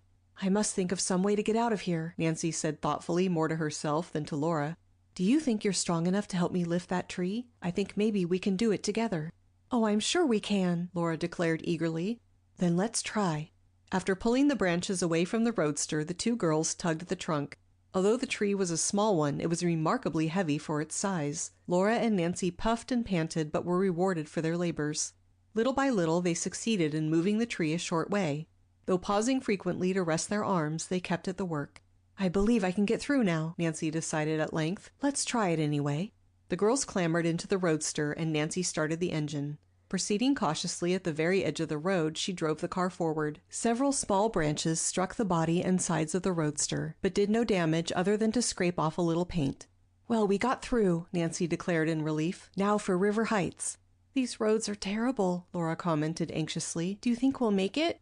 We'll be home inside half an hour, Nancy assured her confidently. And the first thing you must do when we get there is to change your wet clothing and go to bed. Just try to relax now. Laura attempted to obey, but it was obvious that she was suffering from a nervous shock. Nancy Drew longed to question her concerning her troubles, but she felt it would be unwise, for Laura was on the verge of becoming hysterical. What she needed was quiet and rest. There would be ample time to hear her story after they reached River Heights, Nancy told herself. Laura's story. It was nearly 6 o'clock when Nancy Drew's mud-splattered roadster finally reached River Heights and turned in at the driveway of the Drew residence.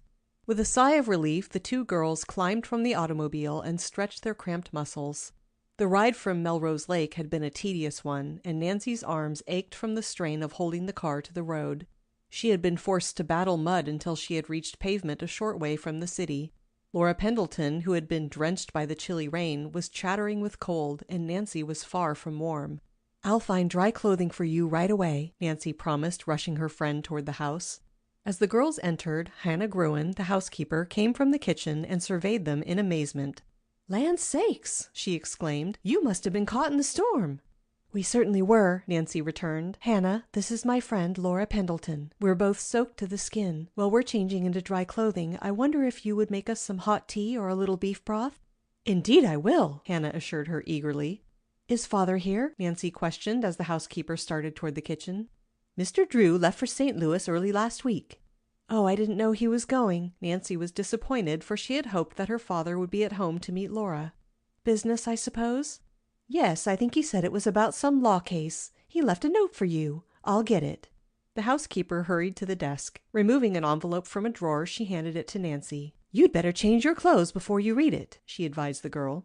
Nancy took Laura upstairs and quickly found suitable garments. As Laura was about her own size, she had no trouble in fitting her. While she dressed, Nancy scanned the note from her father. "He was called away unexpectedly," she told Laura. "I'm sorry he isn't here, because he will want to thank you for saving my life." "Oh, I don't want any thanks for that," Laura protested. "Father says he will get back either tomorrow or the next day, so perhaps you'll meet him after all." "Oh, I can't stay that long, Nancy." "Nonsense. I won't permit you to leave until I'm certain you've suffered no bad effects from this adventure. Do you feel better now?" "Yes, I'm all right." "Then we'll go downstairs. Hannah will have something for us to eat." "What a beautiful home you have here, Nancy," exclaimed Laura, as she looked around her with much satisfaction. "I think it's nice, Laura," answered the lawyer's daughter. "Anyway, it's very comfortable. Dad and I wouldn't like it any better."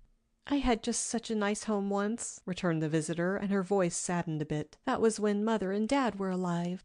"Well, I hope that someday you'll have just as nice a place in which to live," and Nancy placed an assuring hand on the other girl's shoulder. After a warm meal, Nancy lighted a small fire in the fireplace and insisted that Laura curl up in a comfortable chair and toast her feet. "Just relax," she ordered. Laura leaned her head back against the cushions and gave a tired sigh. "Oh, it's so homelike here, Nancy." Her voice broke. "I'm afraid I'll never have a happy home again, now that Mother is gone." "Perhaps you'll feel better if you tell me what is troubling you, Laura." "Oh, it's my guardian, Nancy. I can't live another day with Jacob Aborn." "Isn't he kind to you?" "Kind?" Laura's eyes flashed. "He doesn't know the meaning of the word. I don't see why Mother ever placed me under his guardianship." "Tell me what has happened since you left Moon Lake, and perhaps we can think of a way out of your difficulties." "Jacob Aborn is so dictatorial and mean," Laura began. "He was fairly decent to me as long as we were at Moon Lake, but just as soon as we reached his bungalow, he came out in his true colors." "I wasn't favorably impressed with him myself," Nancy Drew admitted. "Didn't he take you to a nice home?"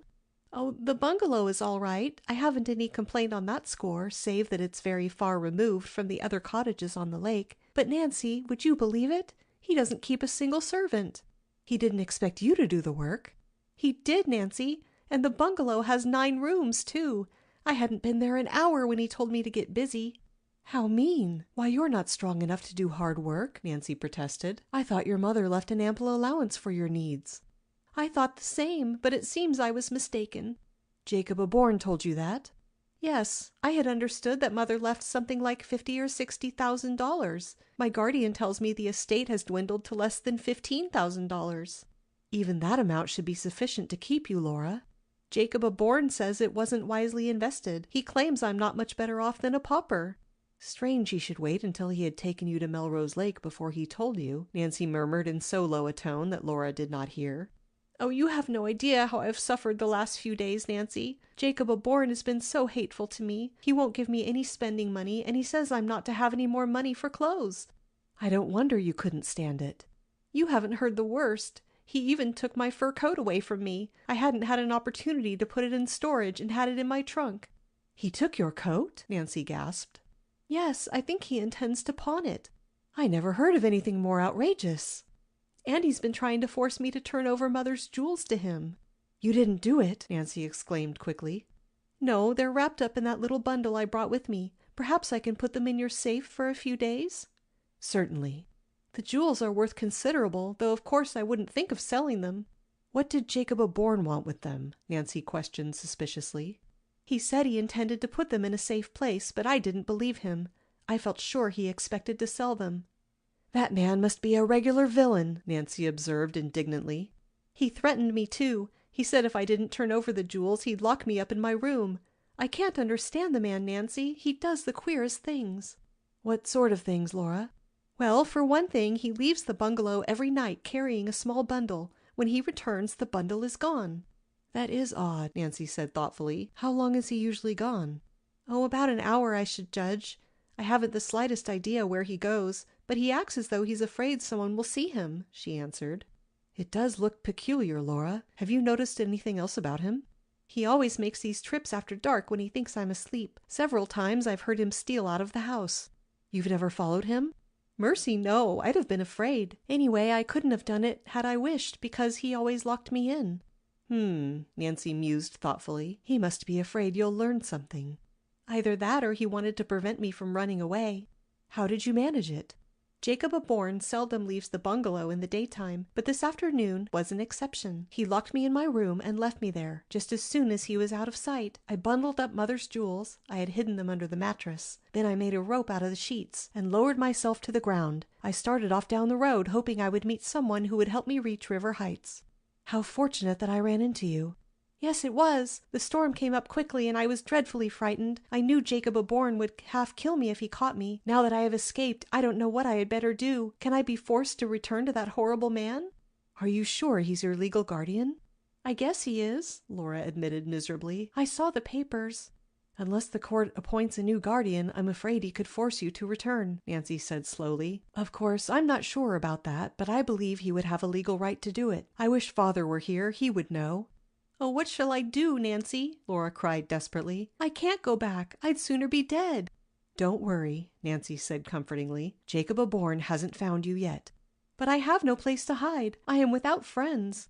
You mustn't forget that I am your friend, Nancy returned quietly. I'll do everything in my power to help you. Oh, Nancy, you're so good. Tears came into Laura's eyes. You mustn't think about Jacob Aborn any more. You are to stay here until my father comes back. He'll be able to help you, I know. Perhaps I'll be able to think of something myself. A look of determination settled over Nancy Drew's face. She was convinced that Jacob Aborn was a cruel guardian, and she intended to help her new friend. If only she could think of a way. Nancy's plan. At breakfast the following morning, Nancy Drew was gratified to observe that Laura Pendleton appeared happier and less nervous than on the night before. A little color had crept into her thin cheeks, and in the bright gown which Nancy had loaned her, she looked like a different girl. Did you sleep well? Nancy inquired as the two sat down at the breakfast table. Much better than I have for the past week. I guess I can't help worrying about things. You have a great deal to trouble you, Laura, Nancy said quietly after Hannah had deposited a plate of waffles before the girls and had returned to the kitchen. I've been thinking about what you told me last night, trying to find a way to help you. I was overwrought, Nancy. I shouldn't have inflicted my trouble upon you. Laura, don't you understand that you're not inflicting anything upon me? Nancy questioned gently. I owe you a debt greater than I can pay. You're welcome to remain here as long as you will, and I believe I know of a way to help you. You haven't changed your mind about going back to live with your guardian? Oh, no, I will not go back unless I'm forced to it. Good, then I'll tell you of my plan. I am anxious to talk with your guardian again. You write a letter to him, and I'll deliver it. That will give me my chance. Aren't you afraid to go near him? Nancy shook her head. He may harm you. He wouldn't dare. Oh, you don't know that man, Nancy. If he thinks you helped me escape, he may do anything. He'll not learn anything from me, Laura, and by talking with him, I may learn something important. Will you write the note? Yes, if you're determined to go through with it. It's the only way I know of meeting him again, Laura. But the risk! I don't believe I'll be in any real danger. Jacob Aborn's cottage is located in such an isolated spot, Nancy. If anything should happen to you, there would be no one to help you. I'll be cautious. There's another reason I hate to have you go, Laura added with a troubled frown. I'm afraid my guardian will find out where I am staying. Then he'll come after me. I'll take care that Mr. Aborn doesn't learn you're staying with me. When do you want me to write the letter, Nancy? Any time this morning. I'll wait until afternoon before I start for Melrose Lake. That will give the roads a chance to dry. The two girls finished their breakfast and then went to the study, where Nancy helped Laura compose the letter to Jacob Aborn. What shall I say? Laura questioned. Tell him that you refuse to accept him as your guardian, Nancy dictated, and that you will not return until you have a court order. Oh, yes, it might be well to add that you've placed the matter in the hands of a lawyer. That's really the truth, because I know Father will take your case just as soon as he gets back from St. Louis. Jacob Aborn will just go wild when he gets this letter. Let him. I'm curious to see how he will react. How about the jewels I brought with me? Shall I put them in the safe now? Yes, we'll do it right away. They're probably safe enough in the house, but we'll take no chances. Laura hurried upstairs and soon returned with a small parcel which she handed to Nancy. The latter opened the wall safe, and after placing the package inside the tiny vault, closed the door and turned the dial. Father and I are the only persons who have the combination, she explained to Laura, so I know your jewels will be perfectly safe. Directly after luncheon, Nancy Drew prepared to depart on her mission. Somewhat reluctantly, Laura said goodbye, and it was evident that she was afraid to have her friend visit Jacob Aborn. Do be careful, she warned. I will, Nancy promised. When shall I look for you back? Oh, late this afternoon or early tonight. I'll make the trip as quickly as I can, but I imagine the roads will be rough, and that will slow me down some. If anything should happen that I can't get back tonight, I'll telephone. I'll worry every minute you're away. You mustn't do that, Nancy chided her. Try to enjoy yourself. You'll find a number of interesting books in the library, and if you want anything, just ask Hannah. I will, Laura returned soberly. Then I'm off. With a friendly wave of her hand, Nancy Drew guided the roadster down the driveway. After weaving her way through city traffic, she reached the outskirts and took the road to Melrose Lake. Poor Laura, she thought as she drove along. She's so nervous and worn out. I don't wonder when she has so much to bother her. I hope I can help. As Nancy Drew considered Jacob Aborn's strange attitude toward his ward, a troubled look came into her eyes. She could not understand the man's unkindness to Laura, for certainly she was a lovable girl. And was it really true that the Pendleton estate had dwindled to a paltry $15,000? I intend to find out for myself if I can, she told herself resolutely. It strikes me there's something rather peculiar going on at Jacob Aborn's bungalow.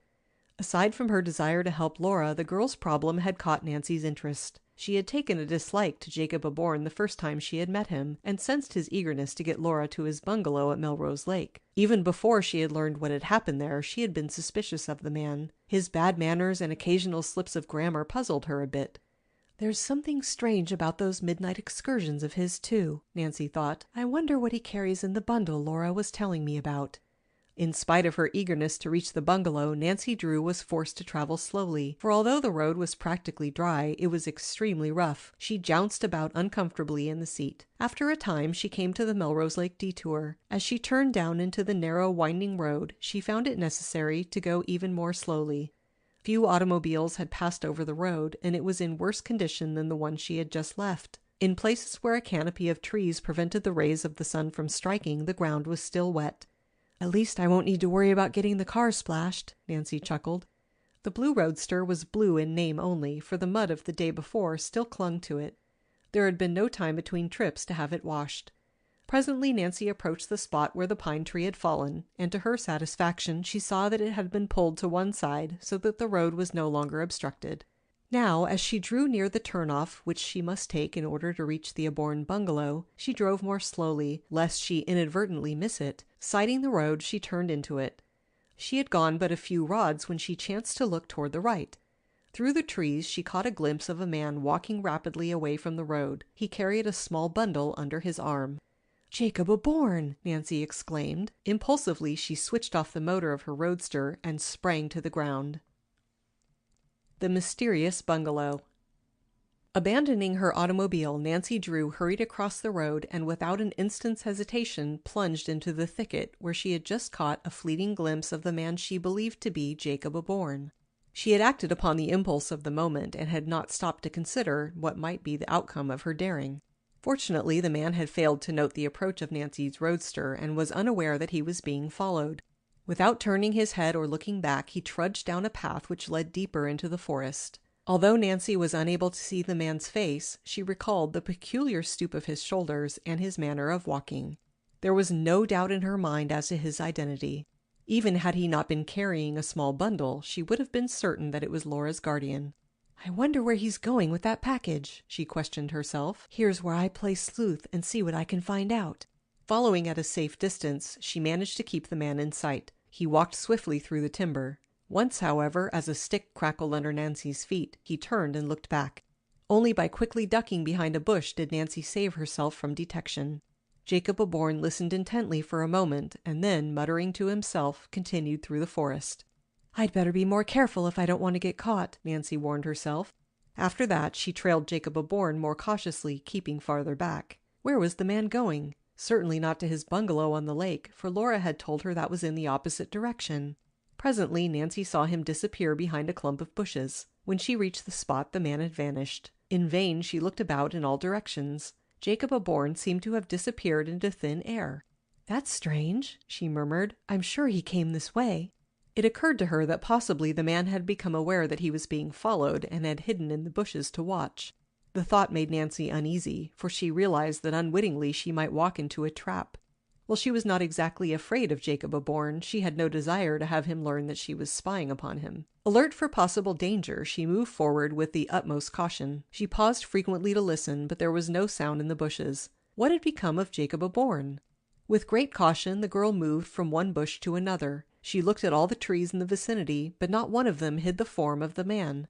"Gracious, it looks as if he'd been swallowed alive," thought the girl.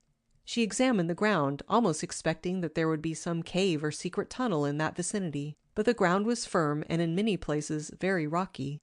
Not knowing what to think of the strange disappearance, she went forward slowly and cautiously, following the general direction the man had previously taken. Then, unexpectedly, Nancy Drew plunged through the bushes and stepped out into a tiny clearing. To her amazement, she saw before her a small bungalow which had fallen into a state of decay. The windows had all been boarded up and the roof sagged. The yard was choked with weeds. "One good gust of wind would blow the place over," Nancy told herself. "This can't be the Aborn bungalow where Laura lived with her guardian. I wonder who owns the place." She stood in the shadow of the trees, curiously surveying the structure. A suspicion began to creep into her mind. Was it possible that Jacob Aborn had entered the building? If not, what could have become of him? Nancy was certain that he was not in the forest, for there was no sound in the bushes. What would Jacob Aborn be doing here? She wondered. There's something peculiar about it. Just then Nancy chanced to glance down toward the ground. Directly ahead in the soft earth she saw the print of a man's shoe. Instantly her suspicions were confirmed. She was firmly convinced that Jacob Aborn had come this way. "I'll just have a look at that bungalow," she decided. With a quick glance about to make certain that she was not being watched, Nancy hurried toward the cottage. As she approached, a large sign at the front of the building brought her up short. The placard, which was printed in bold, uneven letters, read, "Keep off this property." Nancy studied the warning a trifle uncertainly, and then shrugged her shoulders. "I'm not afraid. It will take more than a sign to scare me away." The bungalow appeared deserted, but Nancy suspected that Jacob Aborn was somewhere in the vicinity, for otherwise she could not account for his sudden disappearance. She must keep a sharp watch for danger, she told herself. It would not do to be caught spying. Laura had warned her that her guardian was a dangerous man when aroused. Tiptoeing across the front porch, Nancy quietly tried the door. It was locked. Undaunted, she proceeded to the rear door and found that it was likewise securely fastened. Although disappointed, she was unwilling to give up. Making a complete circuit of the bungalow, she saw a window from which several boards had fallen. Returning to the rear of the building, she found a small box and dragged it to a position directly beneath the window. By standing upon it, she would be able to peer into the bungalow. With a last cautious glance in all directions to assure herself that her actions had not been observed, Nancy Drew mounted the box. Pressing her face against the glass, she gazed inside. The room into which she looked was bare of furniture and covered with dust, but there was nothing unusual in its condition. Any house which had been deserted for several months would have appeared similar. "I wish I could get inside," Nancy thought. She was about to climb down from the box when a strange feeling came over her. Though she had heard no sound, she sensed that unfriendly eyes were watching her every move. Before she could turn around and look over her shoulder, a coarse, angry voice barked into her ear. "What are you doing here?" In surprise and fright, Nancy Drew nearly fell from the box. She wheeled and faced Jacob Aborn. Ordered away. "What are you doing here?" Jacob Aborn repeated harshly. His eyes burned with rage, and for an instant Nancy Drew believed that he intended to strike her. With as much dignity as she could command, she stepped down from the box and regarded him coldly. "Why, just at the moment, as you probably observed, I happened to be looking in at the window," she said easily. Although outwardly calm, Nancy was doing some rapid thinking. She realized that she had placed herself in an awkward position and must keep her wits about her. As she answered Jacob Aborn, her tone of voice infuriated him more than ever. He came a step nearer, his eyes blazing. "What right have you to be looking into other people's houses?" "I was merely curious," Nancy replied. "I didn't know the bungalow was inhabited." "Who said it is?" Mr. Aborn demanded, hastily. Nancy thought that an expression of alarm had come over his face. "Get away from here quick. This is private property." Your property? Nancy inquired. It's none of your business whose property it is. You have no right here. Can't you read signs? It seems to me I did see one at the front of the bungalow. Then if you know what's good for you, get away from here. As Nancy made no move to depart, Jacob Aborn became more abusive. Get away from this bungalow, I tell you. I want no sneak thieves around. Now just a minute, Mr. Aborn. Nancy's voice was quiet, but it held a quality which warned the man he had gone too far. I'll not permit you to call me a sneak thief. When you get through ranting around, I'll tell you why I came here. It's probably a trumped-up story. I thought you might be interested to learn what became of your ward, Laura Pendleton. But since you don't wish— She turned as though to move away, although she had no intention of doing so. As she had expected, Jacob Aborn's curiosity was aroused. Hold on there, he stopped her. You say you have news of Laura? If you're ready to listen, I'll tell you. I came to Melrose Lake this afternoon to see you. I was driving toward your bungalow when I saw you walking through the woods. I stopped my car and followed. You followed me? Jacob Aborn hissed. His face had suddenly become convulsed with anger. Oh, I lost track of you in the timber, Nancy said hastily. I came to this bungalow, and I didn't know where you had gone. Watching the man closely, she saw that his tension relaxed somewhat. Evidently, he had been afraid that she had learned too much. What about Laura? He demanded. I was coming to that. I have a note which she asked me to deliver to you. Hand it over. Nancy fumbled in her pocketbook and at last produced the letter which she and Laura had composed. Jacob Aborn snatched it from her hand and eagerly ripped open the envelope. As he read the message, Nancy Drew watched him closely. Now that he was no longer attempting to mask his emotions, she observed that his face was hard and cruel. No wonder Laura hated him. As Nancy studied the man, she noticed with a start that his bundle was gone. What had become of it? He had been carrying it only a few minutes before. She wondered where he could have hidden it so quickly. The message did not add to Jacob Aborn's good humor. As he scanned the letter, an expression of bitter hatred settled over his face, and his eyes narrowed to mere slits. So Laura's turned her case over to a lawyer, has she? He snarled. A lot of good it will do her. He wheeled upon Nancy. Tell me where she is. I can't tell you that. You know where she is, all right. Perhaps I do, and perhaps I don't. You induced her to run away, the man snarled. I did not. Laura ran away of her own accord. She said you were unkind to her. Bah, Laura is ungrateful. I'm doing all I can for her because of my friendship with her mother. This is the way she repays me. Nancy made no response, and Jacob Aborn continued angrily. That's what I get for taking in a poverty-stricken orphan. You say she told you I didn't treat her kindly? Yes, she did. She told you a lie. I've treated her like my own child. I've given her everything. Now I'll tell you something about that ward of mine. A crafty light came into Jacob Aborn's eyes. At times she's a wee bit unbalanced. Thinks folks don't treat her right. Indeed. Yes, Laura's mighty queer. It's for her own good that I must get her back. She needs the care of someone who loves her. Now you're her friend and want to help her. You can do it if you will. How? By telling me where she is. Nancy laughed shortly. I'll not tell you a thing. I can see through your little scheme. You want to get your hands on Laura's money. Money, the man cried scornfully. If it wasn't for me, Laura wouldn't have a cent. The estate has dwindled to almost nothing. It's only out of the kindness of my heart that I took her in. How much did the estate amount to? Nancy questioned shrewdly. I can't say offhand, but there's nothing left now. Laura is a pauper, and what's more, she's a thief. A thief? Yes, that's what I said. When she left here, she took some valuable jewels with her. They belong to me, and I want them back. For an instant, Nancy Drew was aghast. However, she had faith in Laura and believed in her honesty. She was a keen judge of character, and a look into Jacob Aborn's face convinced her that he was lying. How dare you say anything like that about Laura? She cried angrily. It's the truth. By refusing to tell where she is, you're harboring a criminal.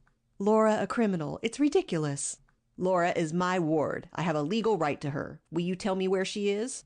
I gave you my answer once. I will not. Oh, you won't, eh? Well, I'll find her all right, and when I do, I'll turn the police on her. Now get away from here.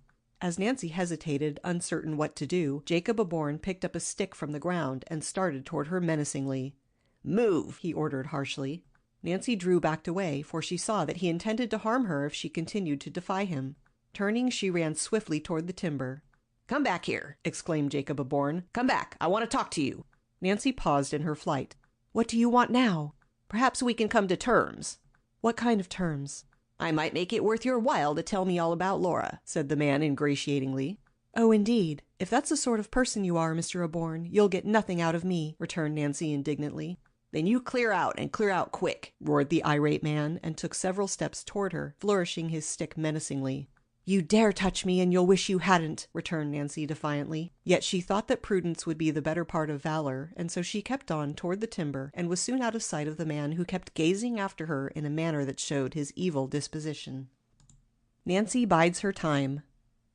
Not until she had reached the blue roadster which stood waiting at the edge of the forest did Nancy Drew pause in her flight.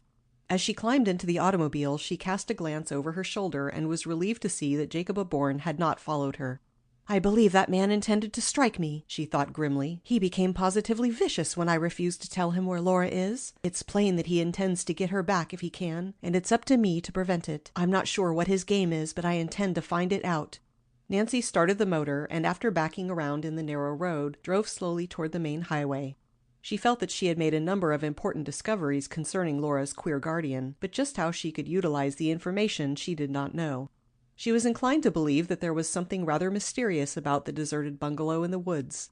What was Jacob Bourne doing in the vicinity, and why had he been so afraid that she would investigate the place? "He's up to mischief, that's certain," she told herself, "and it bodes no good for Laura Pendleton." Not for a minute did Nancy Drew believe the charges Jacob Bourne had made against his ward. She was convinced that he had made them in order to induce her to tell him where Laura had gone. "I don't know what to do," she thought. "I don't want to leave Melrose Lake until I have learned something that will help Laura. Unless I do, that man may find out she is staying with me and force her to return. I suppose he would have a legal right to do that." As Nancy drove slowly along the road, she turned the perplexing problem over in her mind. At last an idea came to her. "Why didn't I think of it before? I'll go to one of the hotels on the lake and engage a room. Then, after it gets dark, I'll do a little investigating."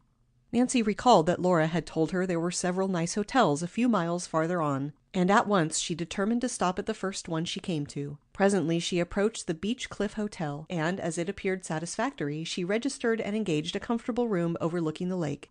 "I must telephone home," Nancy decided. "If I don't, Laura will be worried to death." Accordingly, she placed a long-distance call to River Heights, and after a short wait, heard Hannah's voice at the other end of the wire. In response to her request, Laura was called to the telephone. Nancy explained quickly where she was, and that she intended to investigate Jacob Bourne's cottage as soon as it grew dark.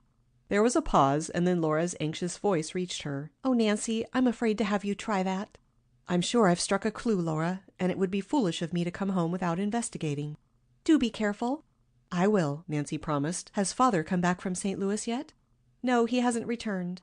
Nancy was disappointed, for she had wished to ask his advice. "Then I guess that's all," she told Laura. "When will you get back to River Heights?" "I don't know, Laura. It all depends on what I discover. If I don't telephone again within 24 hours, send the police to Jacob Bourne's bungalow looking for me." Just then the telephone operator warned Nancy that her time was up, and she hastily hung up the receiver. Glancing at her watch, she saw that it was 5 o'clock. "At least 3 hours to wait," Nancy sighed. She sank down in a comfortable chair and attempted to read a magazine, but soon gave it up. She realized that the adventure before her was apt to prove a dangerous one.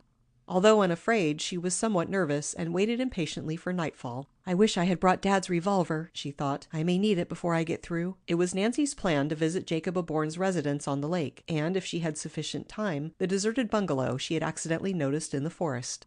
She did not know what she expected to discover. She knew only that she was playing a hunch, and that frequently her swift impressions were correct. At 6 o'clock she went downstairs for dinner. As she sat alone at a small dining table in one corner of the room, many diners regarded her with interest, for Nancy Drew was an unusually attractive girl, and the prospect of a daring adventure had brought a becoming flush to her cheeks. Upon leaving the dining room, she loitered about the veranda for a few minutes, watching the dancers, gazing at the lake, and enjoying the music of the orchestra, but she soon went to her own room. The moment it became dark enough for her purpose, she left the hotel and called for her roadster, which she had parked at a garage only a short distance away. Eagerly she set off toward Jacob Bourne's bungalow. Laura had told her how to reach the house. There were 2 means of approach, one from the lake road and one through the forest. Nancy selected the latter road, believing it to be more secluded. As she drew near the bungalow, she turned the automobile out of the road and ran it into a clump of bushes where it would not be seen. Switching off the engine and locking the doors, she took her flashlight and set off afoot through the woods toward the lake. Catching her first impression of the bungalow, Nancy was impressed. "What a beautiful summer home," she thought. "If only Jacob Bourne were different, how happy Laura might have been here." Continuing through the woods, Nancy cautiously approached the house from the rear. Pausing in the shadow of the trees, she hesitated uncertainly. "If Jacob Bourne catches me here, there's no telling what he'd do to me," she thought uneasily. The windows of the bungalow were dark. That suited Nancy's purpose, for she had no intention of attempting to enter the house if Jacob Aborn were at home. Although courageous, she was not foolhardy. Now that she had reached the bungalow, Nancy asked herself what course she should follow. She comprehended the risk she must take if she entered the house. Should Jacob Aborn catch her in the act, he would probably cause her arrest. Would it be wise to take the chance? "I'll try it anyway," she decided resolutely. "I must help Laura." With a quick glance about to make sure that there was no one in the vicinity to observe her actions, she darted across the clearing and came to the side door. Gently turning the handle, she found the door locked. "I'll get in through a window," she thought. An investigation of several windows on the ground floor revealed that they too were securely fastened. Nancy was troubled until she recalled that Laura had told her she had left the window of her room unfastened. From her description, Nancy thought she could locate the room and effect an entrance. After a complete tour of the house, she paused below a window which she believed must be the one Laura had mentioned. Glancing up, she noticed a rose trellis which reached from the ground to the second floor. Making a critical examination, she decided that it would be strong enough to bear her weight. As quietly as possible, she climbed the trellis. The fragile structure wobbled and creaked but did not give way. Slightly out of breath, Nancy Drew reached the window ledge. Trying the window, she found to her delight that it could be raised easily. She crawled through and switched on her flashlight. She knew at once that she was in Laura's room, for in her flight the girl had left nearly all of her possessions behind. However, there was no time to look around, for as Nancy tiptoed across the room, she was startled to hear a peculiar noise. Halting abruptly, she listened. To her ears came the unmistakable sound of a heavy footstep on the stairway. Someone was coming. Nancy feared that she was trapped. There was not sufficient time for her to climb through the window and descend the trellis. Was it possible that Jacob Aborn was in the house after all? The darkened windows had led her to believe that he was away, and in climbing up the trellis she had not been as quiet as she might have been. Perhaps he was coming to find out the cause of the noise. The thought struck her with terror. Desperately she looked around for a hiding place. She saw a closet and darted toward it. Scarcely had she stepped inside and closed the door when she heard the footsteps coming toward Laura's room. Frantically, Nancy Drew switched off her flashlight and crouched in a far corner behind a mass of dresses. Scarcely daring to breathe, she waited. A narrow escape. As Nancy Drew crouched in the dark closet, she heard the door slam and knew that someone had entered Laura Pendleton's room. At first, in an agony of suspense, the girl remained motionless in her hiding place, but presently, as the closet door was not opened, her curiosity gained the upper hand. Cautiously, she peeped out through the keyhole. It was Jacob Aborn who had entered. She saw that he had placed an oil lamp on the desk and was busy at Laura's dressing table. Apparently, he had not heard Nancy, for he did not glance toward the closet. Ruthlessly, the man jerked out drawers from the dressing table and emptied the contents upon the bed. As he surveyed the assortment of bottles and boxes, he gave a disgusted grunt. What was it he was looking for, Nancy wondered. She was not left in doubt for long, for Jacob Aborn muttered to himself, "Drat that girl. She got away with all them jewels. Wait till I get a hold of her again." His fists clenched, and a vicious, cruel expression settled over his face. As Nancy Drew gazed upon Jacob Aborn, there was no longer any doubt in her mind as to the character of the man. He was a common thief. It was now clear to her that his sole interest in Laura was to get possession of her property. Only her opportune escape from the house had prevented him from stealing her mother's jewels. Nancy was frightened by her discovery, for now she realized that she was dealing with a hardened criminal. She dared not think of what might become of her should he learn that she was spying on him. "How did he ever get to be Laura's guardian?" she asked herself in bewilderment. "I can't believe that Mrs. Pendleton knew his true character, or she wouldn't have entrusted her daughter to him." Her thoughts along that line came to an abrupt end as the man moved toward the closet. Fearfully, Nancy ducked down behind Laura's dresses again and prayed that she would not be discovered. The closet door was jerked violently open, and Jacob Aborn looked in. Nancy held her breath, each minute expecting to be dragged from her hiding place. The man gave the closet only a casual glance and then turned away. "Bah!" he muttered savagely. "Nothing but clothing. A lot of good that will do me. It's money I want." The man was about to close the closet door when he came to a sudden pause. "Might be a good thing to look over some of these clothes," he murmured. "She may have left something hidden there. Can't tell what girls are up to these days." Nancy's heart sank within her because she felt that if the man took down any of the dresses behind which she was hidden, she would surely be discovered. She hardly dared breathe as she wondered what would happen next. The man took down the first dress within reach and stepped out to examine it in the light. He found nothing in the garment and threw it rudely over a chair. Then he came back to the closet. As he reached in, Nancy felt that discovery was close at hand. She wondered whether she could dash past the man down the stairs and get out of the building before he could grab her. Before he could get hold of the next garment, an interruption occurred. There was a loud noise downstairs which made both the man and Nancy start in surprise. "What in thunder was that?" muttered Jacob Aborn. He was evidently much disturbed, and, turning abruptly, he ran out into the hall. Then Nancy heard him going down the stairs. The girl thought of the window and the rose trellis. Could she make her escape that way during Aborn's absence? Before she could make up her mind, she heard the man returning. "Confound those screens on hinges," she heard him mutter. "That's the second time they've scared me. Bah, I must be getting nervous." The trip downstairs had evidently put Jacob Aborn in a worse humor than ever. He walked to the closet and surveyed the remaining dresses in disgust. "Guess I won't bother with them," the girl heard him remark. Slamming the door, he turned and walked over to the desk. As Nancy again peered out through the keyhole, she felt a trifle weak from the fright she had experienced. "That was a narrow escape," she told herself. "I thought the jig was up." Unaware that he was being watched, Jacob Aborn began pawing over the papers which were on the desk. Picking up a package of letters, he scanned them hastily and contemptuously tossed them upon the floor. It was with difficulty that Nancy controlled her anger as she saw the man read Laura's private correspondence. She longed to fly out at him and accuse him face to face. However, she was far too wise to allow herself to be governed by a mad impulse. She must bide her time. After a few minutes, her limbs became cramped and she shifted her position. To her horror, a board creaked underfoot. Nancy felt that all was lost as she again ducked behind the dresses. Jacob Aborn heard the noise and wheeled about. He walked toward the closet. Halfway across the room, he paused and laughed shortly. "Couldn't have been anything," he muttered. "Just looked in that closet not more than a minute ago." Without troubling himself to pick up the articles he had scattered over the floor, the man took the lamp and left the room. In relief, Nancy Drew stepped from her hiding place. "I suppose I'd better skip while I can," she advised herself. She tiptoed across the room to the window, but did not open it. Instead, she stood lost in deep thought. Although Nancy realized full well the danger of remaining longer in the house, she had the instincts of a detective. So long as there was a chance that she might learn more by waiting, she hesitated to leave. She could hear Jacob Aborn descending the stairs to the first floor. "I'll not leave yet," she decided firmly. Softly opening the door, she crept down the carpeted hall. After listening a minute, she quietly slipped down the stairway, taking care not to step in the middle of the boards, lest they squeak and betray her presence. Reaching the living room, she paused to listen. She could hear Jacob Aborn moving about in the kitchen. Overcome by curiosity, she tiptoed to the door. "If only some errand would take him outside," she thought hopefully. Her wish was gratified, for presently the man picked up a water bucket and left the house. Taking advantage of the opportunity, Nancy darted into the kitchen and hid in the broom closet. She marveled at her own bravery, for she knew that she was taking a great risk. Nevertheless, she was determined to discover what Jacob Aborn was about. In a few minutes, the man returned with the bucket of water. To Nancy's disappointment, he picked up a basket of groceries on the table and began to prepare his supper. The air in the closet became unpleasantly warm and close, and she began to regret that she had sought the hiding place. However, her interest quickened as she saw Laura's guardian wrap up a number of sandwiches, an orange, and an apple in a newspaper. "There, that's ready for tomorrow," she heard him mutter. Placing the bundle on the kitchen table, the man sat down and began to eat his supper. In fascination, Nancy stared at the bundle on the table. What could it mean? She recalled that Laura had told her she had frequently seen her guardian leave the house with a small package.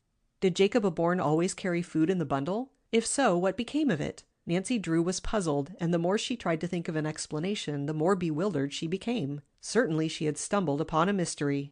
"That man was carrying a bundle today when I saw him walking through the forest," she reasoned. "Then, when he caught me looking through the window of the deserted bungalow, the bundle was gone. I believe it will be worth my while to have another look at that bungalow."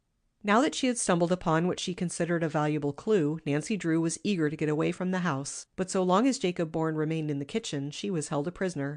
Impatiently, she watched him eat his supper, and it seemed to her that he would never get through. Even after he finished, he leaned back in his chair and studied the floor meditatively. The expression upon his face was not pleasant to behold.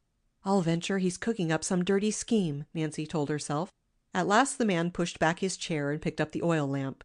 "May as well get busy," he grunted. "I've got a big night before me." Leaving the bundle upon the table, he turned and left the kitchen. A few minutes later, Nancy heard him trudging heavily up the staircase. "Now what shall I do?" she asked herself in perplexity as she came out of the closet. Escape was a simple matter, for the kitchen door had been left unlocked. However, Nancy was not altogether certain that she wished to leave the house so soon. Jacob Aborn's last statement held her interest. What did he mean by a big night before him? Was he planning more mischief? Nancy Drew determined to wait and find out. Startling revelations. Stealing quietly into the living room, Nancy Drew paused at the foot of the stairway. Although eager to find out what Jacob Aborn was doing on the floor above, she told herself that it would be rash to follow him there. While she was debating what to do, she heard a creaking of boards and realized that the man was coming back. Hastily ducking down out of sight behind the davenport, she waited. She was no longer afraid that she would be discovered, for she had noticed that Jacob Aborn was too absorbed in his own plans to be observant. If she kept perfectly quiet, she did not believe that she would be detected. The man came slowly down the stairs, dragging 2 heavy suitcases. Dropping them upon the living room floor, he opened the lids and surveyed the contents critically. His back was to the davenport, and Nancy daringly peeped out. She saw that the suitcases were packed with wearing apparel. However, it was not the clothing, but rather a gruesome object on top of one of the bags that held her attention. Jacob Aborn carried a weapon, and a wicked-looking one at that. Nancy Drew shuddered and almost regretted that she had not escaped when it was possible. Fastening down the covers of the luggage, Jacob Aborn locked the suitcases and strapped them. "There, that job is done," he muttered when he had finished. "Nothing like being prepared. They'll never catch Stumpy asleep." The name burned itself into Nancy Drew's brain. Stumpy, what could it mean? He had called himself by a name which was suggestive of the underworld. As Nancy stared at him, she became convinced that he was a professional crook. Laura was indeed under the control of a dangerous guardian. Her reflections were cut short when Jacob Aborn placed the suitcases against the wall and turned toward a small safe in one corner of the room. In amazement, Nancy watched him work at the dial. After he had made several unsuccessful attempts to open the door, it finally swung open. With a grunt of satisfaction, the man removed several packages of bank bills. His eyes became greedy and gloating as he gazed upon the money. Nancy had no way of telling the denomination of the bills, but she felt certain that Jacob Aborn held a small fortune in his hands. Where had he secured the money, and what did he mean to do with it? "I may as well leave it here until tomorrow," the man grunted. He placed the neat packages of money back in the safe and, closing the heavy door, turned the dial. Then with a tired yawn, he moved toward the stairway. "Guess I'll turn in. Gotta be up early tomorrow." He climbed the stairs, carrying a light with him. Nancy heard him enter a bedroom and slam the door. Soon the house became quiet. Slipping noiselessly from her hiding place, Nancy Drew tiptoed toward the kitchen. Due to an oversight, the back door had been left unlocked and opened readily. With a sigh of relief that she at last had escaped unharmed from the house, Nancy stepped out into the night. It was very dark, for there was no moon. She crossed the clearing and rapidly set off through the forest, using her flashlight to guide her steps. Her adventures were beginning to tire her, and before she knew it, she took a wrong path and presently brought up in the midst of some bushes and rocks. "My gracious, this isn't right," she told herself. "Why, I really believe I've lost myself." She turned the flashlight downward and saw before her a spring of water. A tin cup was on a nearby rock. "Well, anyway, here's where I can get a drink," she told herself, "and goodness knows I'm thirsty enough." The water was clear and cool, and the drink refreshed Nancy very much. Placing the cup where she found it, she retraced her steps, and after a few minutes of walking found the spot where she had gone wrong. With more care she set off through the forest. It was dark and silent, and she could not repress a feeling of intense loneliness as she proceeded. A few minutes later she reached the roadster which she had hidden behind a clump of bushes. As she climbed in and sank back against the cushions, she considered her next move. Until now she had had no time to work out a plan of action. Of one thing she was certain: Jacob Aborn was a criminal. She was convinced that he intended to run away from Melrose Lake, for otherwise he would not have packed his suitcases. Undoubtedly he intended to take the money which was in the safe with him. Nancy had no proof that it did not belong to him, but in her mind there was a growing suspicion that he might have stolen it from Laura Pendleton's estate. "At least he won't try to get away tonight," she reasoned, "because he's gone to bed, and he said something about needing that bundle of food tomorrow." Nancy was at a loss to know what to do next. Although convinced that Jacob Aborn was a criminal, she was well aware that she had no evidence against him. In court it would merely be her word against his, and if it came to that, she would be embarrassed to explain her presence in the house. "I must get definite proof," she thought. Groping for an idea, she again thought of the old bungalow in the woods. "I'm sure it has some connection with the mystery," she reasoned. "While Jacob Aborn is out of the way, I'll do a little sleuthing." To think was to act with Nancy Drew, and it required but a few minutes for her to drive the distance from Jacob Aborn's residence to the deserted bungalow. Although the night was dark, she found the side road without difficulty. Halting the car in the bushes, she picked up her flashlight and started toward the bungalow. Not without misgiving, she pushed through the forest. "I hope my flashlight doesn't play out," she worried. "I'll never find the bungalow if it does." There was no path leading through the woods, but Nancy was fairly certain of her directions. Soon she stepped out into a tiny clearing, and directly ahead saw the old bungalow. Hurrying across the open space, she paused in front of the building. It was dark and silent, but as she gazed upon it, an uneasy feeling took possession of her. Her inner self seemed to warn her not to enter the bungalow. "This is no time to hesitate," she told herself sternly. "If Jacob Aborn is to be caught, I must gather my evidence tonight. Tomorrow he may skip out." As Nancy moved toward the rear of the bungalow, she glanced down at her flashlight and was alarmed to see that it was beginning to grow dim. "Just my luck to have it go out when I need it the most," she thought in disgust. In an attempt to save the battery, she switched off the light. As her eyes became accustomed to the dark, she was able to see a little. Nancy was determined to effect an entrance, but just how it could be accomplished she did not know. A tour of the bungalow revealed that all of the doors were locked. This she had expected. The boards had fallen from one of the windows, the one through which she had peered that afternoon when surprised by Laura's guardian. However, the window was high above her head, and even if she stood on a box, she doubted that she could raise herself to the ledge. Undaunted, she examined the other windows, and on the south side of the bungalow found one which opened from a porch. It was boarded up, and her efforts to dislodge the barrier were futile. Resistance only whetted Nancy Drew's desire to enter the bungalow, and at once she began searching the yard for something with which to pry. After an unsuccessful hunt, she was forced to switch on her flashlight for a few minutes, until she found a stout stick which would serve her purpose. Wedging it in between the boards, she pried with all her might. For a moment the first board offered stubborn resistance, and then, with a groan and a squeak, gave way. The remaining boards were removed with less difficulty. To Nancy's joy, the window was unlocked. Pushing it up, she peered into the living room. It was dark, and she could see nothing. "Well, here's for it," she decided fatalistically. Halfway through the window, she hesitated without knowing just why she did it. Nervously, she glanced back over her shoulder. A queer sensation passed over her, leaving her a trifle frightened. She felt exactly as though someone were following her. "How silly," she scolded herself. Nevertheless, she turned searching eyes toward the forest. So far as she could see, there was no one in sight. Nancy listened intently, but all that she heard was the whispering of the wind in the maple trees. "Nerves," she decided firmly. "Jacob Aborn won't bother me tonight. He's probably asleep at this minute." She swung herself through the window and switched on her flashlight. She stood in the living room, or such she judged it to be, for it was bare of furniture. "Nothing here," Nancy told herself. Hastily, she moved toward the next room. Her light was gradually growing dimmer, and she knew that she must work quickly unless she wished to be left in total darkness. She entered a smaller room. Flashing the beam of her light over the walls and floor, she was disappointed to find nothing of interest. Nancy was sorely perplexed. In visiting the deserted bungalow, she had played a hunch, and now it seemed that she had made a mistake. "I haven't seen it all yet," she encouraged herself. Then her light revealed a small door, and she moved curiously over toward it. Halfway across the room, an unusual sound arrested her attention. Had she heard a board creak behind her, or was it only imagination?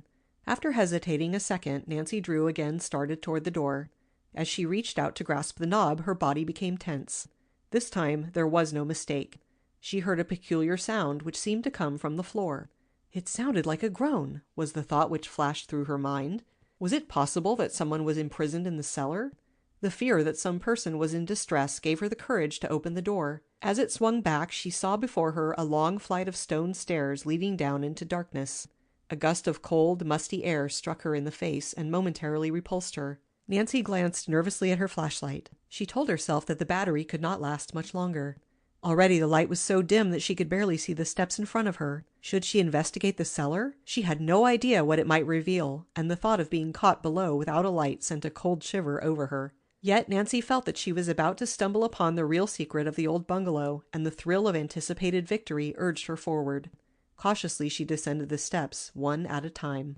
She came to a sharp turn and peered anxiously down into the black abyss. To her horror, she saw a man stretched out full length upon a bench directly below her. His face was turned upward, and Nancy caught a full glimpse of the countenance. It was Jacob Aborn, a familiar face. For an instant, Nancy Drew was spellbound. Her eyes dilated with fear, she stood like a stone image, gazing down into the face of Jacob Aborn. How had the rascal reached the bungalow ahead of her? What was he doing in the cellar?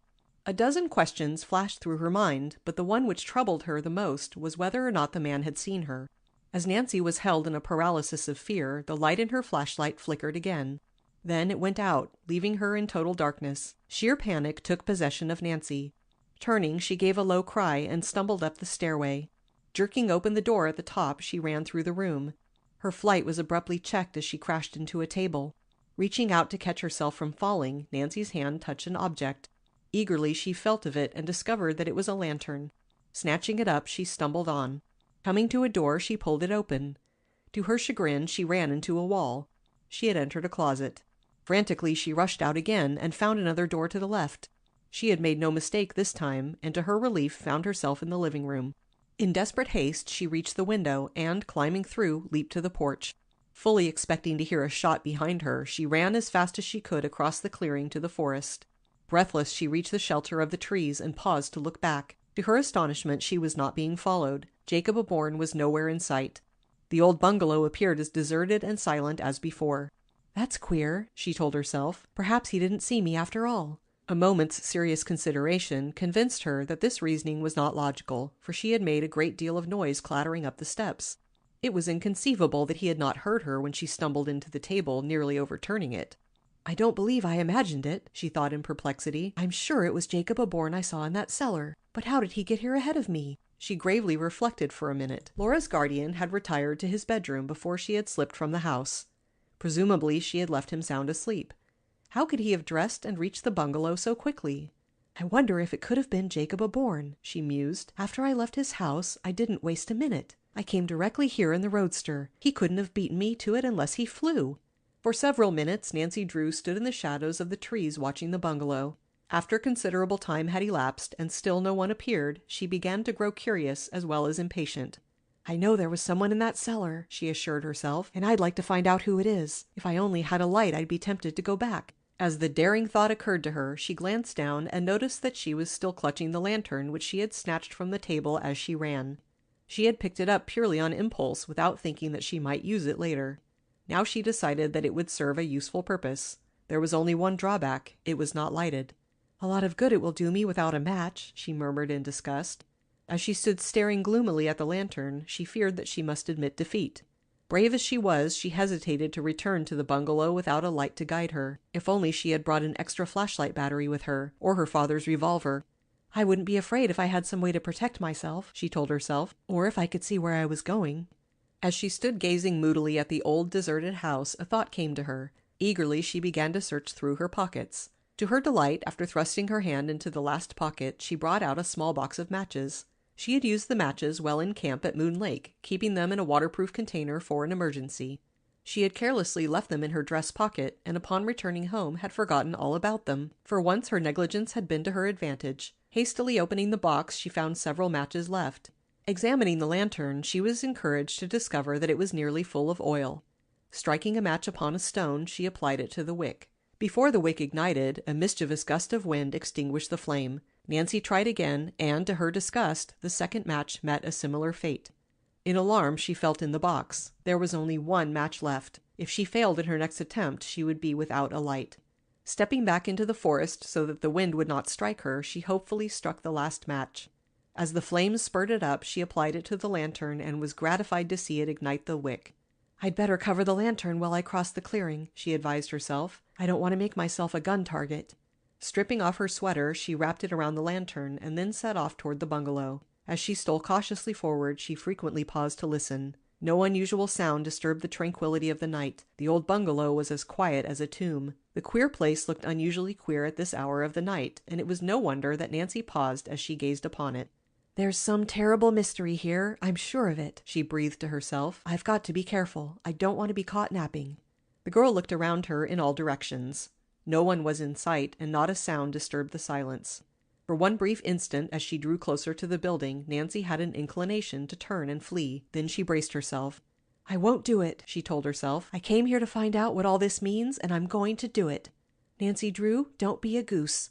This isn't half as bad as things were at the Turnbull mansion. And remember what you went through with to get the old clock." And she braced up once more.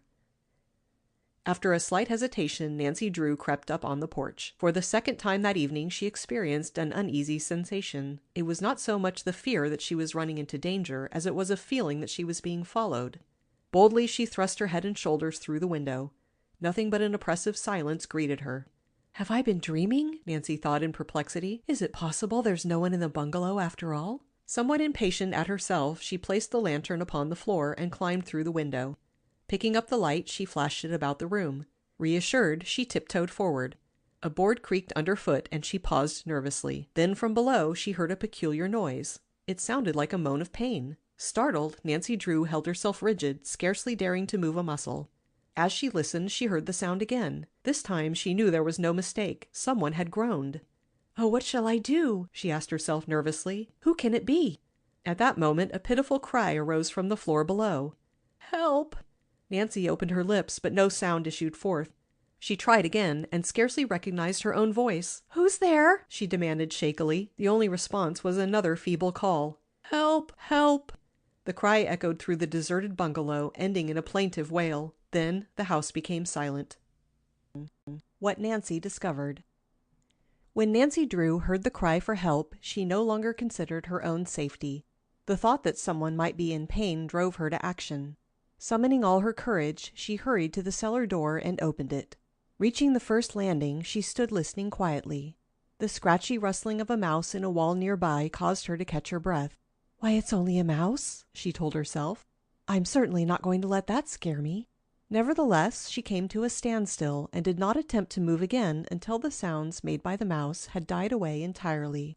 Then she braced herself once more. She took a step forward, holding the lantern before her. Cautiously she crept down the first stair-step and then paused again. She wondered what awaited her in the depths of the dark cellar below. Then there came to her ears a faint metallic clank. It seemed to proceed from below, and she was at a loss to understand what it could have been. There it was again. But this time it came as a series of metallic sounds, and Nancy realized that she was listening to the clanking of chains. Was it possible that someone was confined below in fetters? She asked herself. Then another thought came to her. Perhaps a vicious dog was chained in the cellar, ready to throw itself upon any intruder. Almost at once Nancy dismissed the fear. If it were a dog, she told herself, it would have growled at her first approach. Thus reassured, she held the lantern before her and slowly descended the stairs, peering anxiously into the murky darkness. Turning the light upon the spot where she had seen the man on her previous excursion into the cellar, she beheld a disheveled human being lying on a bench against the side of the stone wall. Nancy started backward, and the lantern wavered in her hand. She was almost sure that the man before her was Jacob Aborn. Tempted to run away, she overcame the impulse and again peered critically down at the white face which was turned toward her. "It isn't Jacob Aborn," she decided, "but there's a startling resemblance." No longer afraid, Nancy Drew rapidly descended the stairs to the cellar. With a cry of pity, she ran toward the man who lay so white and still on the bench. At a glance, she took in the scene before her. In reality, the cell was a dungeon, for the walls were of solid stone and there were no windows.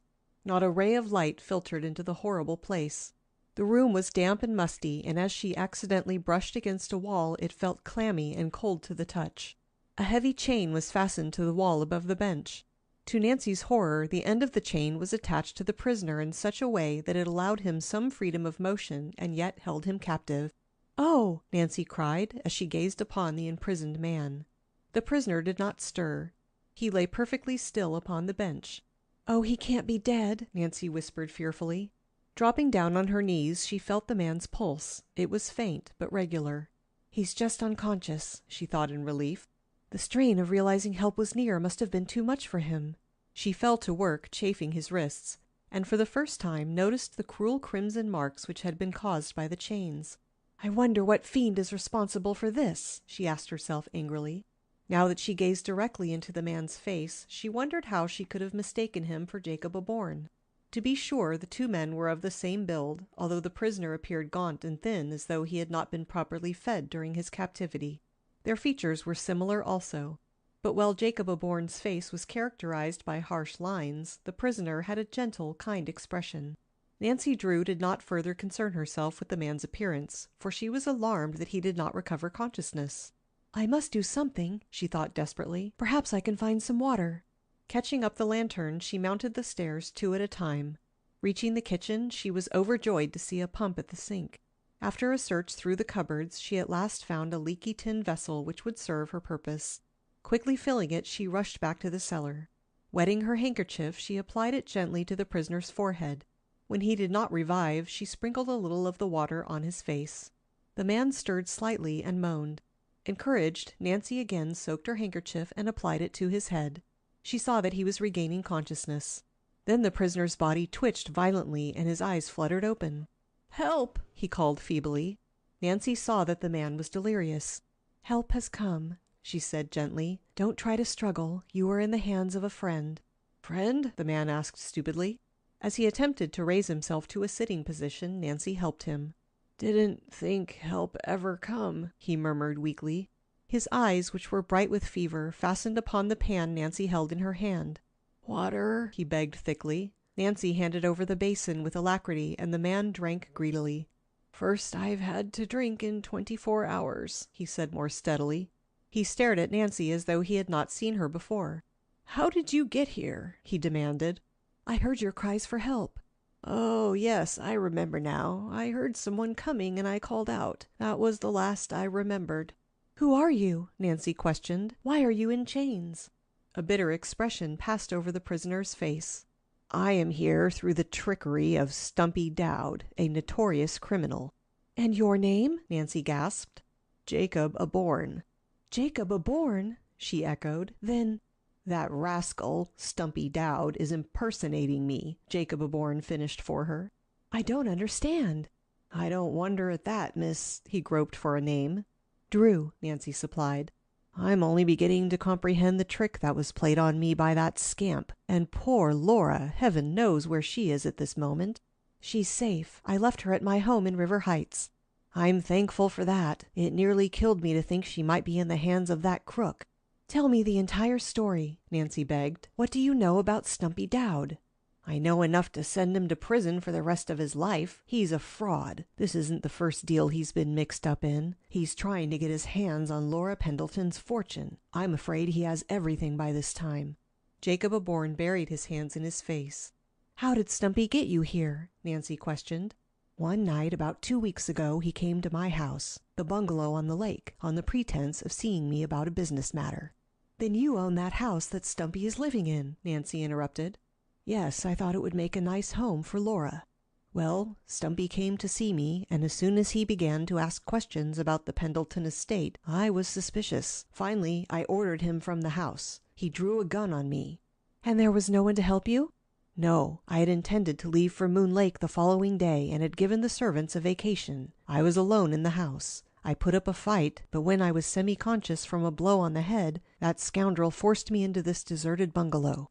"You haven't been here for 2 weeks." Jacob Aborn nodded grimly. 2 long weeks. I've nearly gone mad, chained to this bench like a felon." With a despairing gesture he lifted his arms and his fetters clanked against the floor. "How horrible!" "Stumpy Dowd is a fiend. Not content with chaining me here, he's half starved me. If you hadn't come, I couldn't have stood it many more days. Only the thought of Laura has kept me alive. You say she is safe?" "Yes, she ran away from Stumpy." "Her property? What has become of it?" "I don't know," Nancy was forced to admit. "She brought nothing with her except some of her mother's jewels."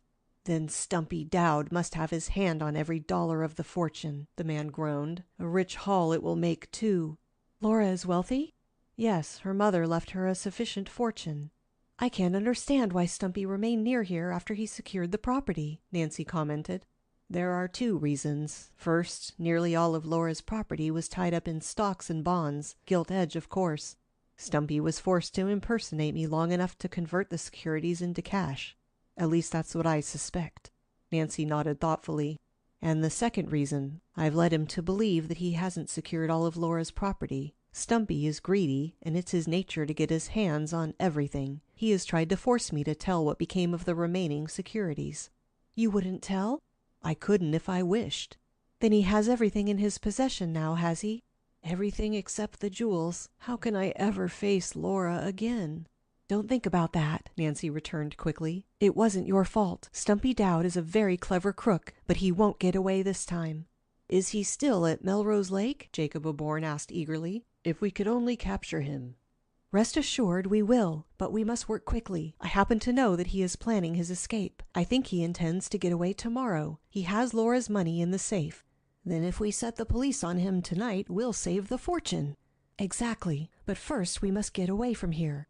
With troubled eyes, Nancy Drew gazed at the chain which held Laura Pendleton's guardian as a prisoner. "If only I can break the chain." "It isn't necessary. I know where Stumpy keeps the keys to the padlock." "Where?" "Hanging on a hook in the stairway." "I'll get it," Nancy cried eagerly. Turning, she hastened toward the stairs. Had she not been so intent upon setting Jacob Aborn free, she might have heard a peculiar rustling sound from the direction of the kitchen. Oblivious of possible danger, she rushed up the steps 2 at a time. In her haste, she had forgotten the lantern and was forced to return for it. Snatching it up from the floor, she again started toward the stairs, turning her head to call back an encouragement to the prisoner. "We'll soon have you out of here, Mr. Aborn." "Hurry," the man urged. "We have waited too long now." Nancy was of the same opinion, for she realized that they must work swiftly if they were to prevent Stumpy's escape. Already it must be long past midnight, and at dawn he would probably leave.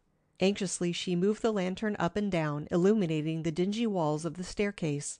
Just above her head to the left she saw the hook for which she was searching. The precious key dangled from it. Snatching it up, she turned and ran down the steps. "You found it?" Jacob Aborn demanded anxiously. "Yes, here it is." Nancy held up the object. "I'll have you free in another minute." Dropping down upon her knees before the bench, she began to work frantically at the padlock, Mr. Aborn watching her hopefully. So engrossed were they both that they failed to notice a dark figure creeping slowly down the stairway. Nearer and nearer he came, an ugly revolver gripped tightly in his right hand. Suddenly Jacob Aborn glanced up, and a look of horror froze upon his face. "Look out!" he shouted. A desperate situation. The warning came too late. Before Nancy Drew could turn, the butt of a revolver crashed down upon her head. With a low moan of pain she sagged to the floor and lay still. How long she remained unconscious she did not know, but when at last she opened her eyes she found herself stretched out on the cold floor of the cellar. She was bewildered, and for a minute could not account for the splitting pain in her head. Then with a shudder she remembered what had happened. She had been struck down from behind. Who was her assailant? Nancy became aware that someone was standing over her, but objects whirled before her eyes, and she could not distinguish the face. Then, abruptly, her vision cleared. She saw Stumpy Dowd gazing down upon her gloatingly. "You!" she gasped. The man leered unpleasantly. "Thought you were going to catch me, did you? Well, you have another thought coming this time." He reached over and, catching her by the arm, jerked her roughly to her feet. Nancy was so weak that she nearly fell. "What are you going to do?" she whispered. "You'll find out soon enough," Stumpy sneered as he held up a long rope. "I'm going to tie you up and leave you here. You and your friend have so much to say to each other." "Let that girl go," Jacob Aborn pleaded from the other side of the room. "Do anything you like to me, but set her free." "Shut up," Stumpy growled. "I'll do plenty to both of you before I get through." Nancy was too weak to struggle, and she was aware that resistance would be useless. One glance at the murderous weapon in Stumpy's hand had convinced her of that. He was ruthless and unprincipled, and would think nothing of shooting her down if she made a break for the stairway. Yet as Stumpy began to tie her feet together with the stout rope, she realized she must do something. If only her head was stopped throbbing so that she could think clearly. The situation was a desperate one. Unless she thought quickly, there would be no escape. Then suddenly an idea came to her. She recalled that a detective who had called on her father only a few months before had entertained them by telling of his various experiences with criminals. He had explained how it was possible to hold one's hands while being bound, so as to slip the bonds later. Nancy had been interested, and had pressed the detective for details. He had taken a stout piece of cord and had given her a demonstration. At the time she had thought the trick a very clever one. Little dreaming that the knowledge would ever prove useful, she had made no effort to remember how the hands must be held. Now she frantically tried to recall what the detective had told her. If only the trick would work. Holding her wrists in what she believed was the correct position, she permitted Stumpy to bind them securely. The ropes cut into her flesh cruelly. It seemed to her that she must have made a mistake, for certainly there was little space between her wrists and the bonds. "And now, just to make sure you won't get away," Stumpy muttered evilly. He took the end of the rope and ran it through a ring in the wall, knotting it fast. "I guess that will hold you for a while," he leered. "You beast!" Nancy cried. She realized now what Stumpy intended to do, but she was too proud to beg for mercy. "This will teach you not to meddle in affairs that are none of your business." "You'll pay for this," Jacob Aborn cried in a quavering voice. "If I get free." "If you get free? That's good," Stumpy laughed harshly. Then a cruel look settled over his face, and his eyes narrowed. Why, you old fool, you'll stay here until the rats get you. This isn't the time of the Inquisition, Nancy declared fiercely. You can't get away with murder. Murder? Who said anything about murder? What a harsh word. I'll just leave you and your friend here and go away. If anything happens— Dowd shrugged his shoulders indifferently. The police will be after you in a day, Jacob Aborn cried. Oh, no, they won't. Stumpy is nobody's fool. I'll cover up my trail. You think you will, Nancy informed him. Every criminal thinks he'll escape. And I will, too, Stumpy boasted. I'm too clever to be caught. Oh, I guess I've put over my little scheme pretty slick. Not a person suspected I wasn't the real Jacob Aborn. Then you admit your guilt? Nancy demanded. Stumpy regarded her appraisingly. You're a smart detective, but your smartness won't do you any good this time. I don't mind admitting I pulled the deal single-handed because you'll never get out of here to squeal on me. As neither Jacob Aborn or Nancy Drew made a response, he continued boastingly. I'm all fixed for my getaway tonight. Would have waited until tomorrow if you hadn't come nosing into my business. He glared at Nancy. I've cashed in all the Pendleton property and my suitcases are packed. When I leave here, I'll get them and beat it in a new racing car I bought today. I'd like to see the police or anyone else catch me once I get started. You'll pay for it someday, Jacob Aborn cried angrily. Robbing an orphan. I'm thankful poor Laura is out of your clutches. Oh, you think she is, do you? Stumpy laughed evilly. Well, let me tell you, I know where she's hiding. A look of horror came across Mr. Aborn's eyes, for his one consolation had been the thought that his ward was safe. I heard you two talking, Stumpy informed them. I found out she's in River Heights, and I'm going there tonight. Don't you dare harm Laura Pendleton. In spite of his condition, Jacob Aborn struggled in his chains, attempting to attack Stumpy. With one blow, the scoundrel sent him reeling against the wall. I don't care what becomes of that ward of yours, he snarled. It's the jewels I want. I'll fix Laura for sneaking away with them. If you try to kidnap Laura, you'll have my father to deal with, Nancy promised. He's a criminal lawyer. A criminal lawyer, eh? Well, I may take a shot at him just for luck. As Stumpy spoke, he caught sight of an object on the floor. It was the key to the padlock on Aborn's chains. When Nancy had fallen, it had slipped from her hand. Well, I'll just take it with me, he announced gleefully as he picked it up. As he was about to thrust it into his pocket, another thought came to him. He hung it on a nail, far out of reach of the two prisoners. You can look at it until you rot, he told them. Turning, he started to leave the cellar. Halfway across the room, he came back and stood gloating down upon Nancy. You thought you were so clever, sneaking into my house and spying on me. You, the daughter of a brilliant lawyer. Well, let me tell you something. You overlooked one important detail. Nancy stared blankly at Stumpy. She was at a loss to know how she had given herself away. The next time you remember to muffle the engine of your automobile when you leave. He gave a hollow laugh which echoed through the place. The next time. You fiend, Jacob said fiercely. Thank you for the compliment. Stumpy made an elaborate bow. And now I fear I must say goodbye. Too bad you can't come with me. I shall live high in some other country. With another mocking bow, he turned and left the two prisoners. They heard him stumble up the stairway and slam the door at the top. Left to starve. A death-like quiet fell upon the old bungalow. Nancy Drew and Jacob Aborn stared at each other in despair. Stumpy Dowd had dared to carry out his threat. He had left them in the cellar to starve. Fastened to the wall at opposite sides of the room, they were unable to help each other. Aborn's bonds were such that he could move about, but his tether was too short to permit him to reach Nancy, who lay on the floor, bound hand and foot. Their situation seemed hopeless. In his haste, Stumpy Dowd had forgotten the lantern, and now its dim light served to reveal the sordidness of the prison. In a short time the oil would burn out, and then they would be left in the dark, a darkness which would soon drive them mad. However, Nancy Drew's first thought was not for herself, but for Laura. She recalled Stumpy's threat, and was afraid that he would go to River Heights and attempt to harm the girl. "I hope Dad is home from St. Louis," she thought miserably. "He'll look after her." At the best, she knew that Laura would be left penniless. Even now, Stumpy was making his escape with the Pendleton fortune. After going to River Heights, he would undoubtedly strike for the border. Once in a foreign country, he would enjoy his ill-gotten gains in comparative safety. The same thought was passing through the mind of Jacob Aborn, for in desperation he sprang up from the bench and paced the floor like a caged lion. He shook his chains and beat them wildly against the stone wall until his wrists were cut and bleeding. "If only I could get my hands on that wretch!" he cried bitterly. Again he clawed at his chains, but could not break them. In vain he pounded the padlock against the floor. Not until he was completely exhausted did he give up. Then he quietly collapsed on the bench. "Oh, my poor Laura," he half sobbed. "And to think that I promised her mother I'd always look after her." Nancy gazed upon the man in compassion, but could think of nothing to say in comfort. The situation seemed unreal to her. She felt that it was a horrible nightmare from which she must soon awaken. However, the dull ache in her head and the cutting ropes were severe reminders of her plight. If only she could find a means of escape. She considered shouting for help, but almost at once decided it would only be a waste of energy.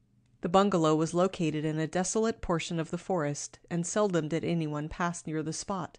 Jacob Aborn had been held a prisoner for nearly 2 weeks, and had been unable to make his cries heard. It was characteristic of Nancy Drew to keep her head down when faced with a grave problem. Stumpy Dowd had left her to die, but the will to live was strong within her. She would not give up without a brave struggle. "If only I can free my hands," she thought grimly.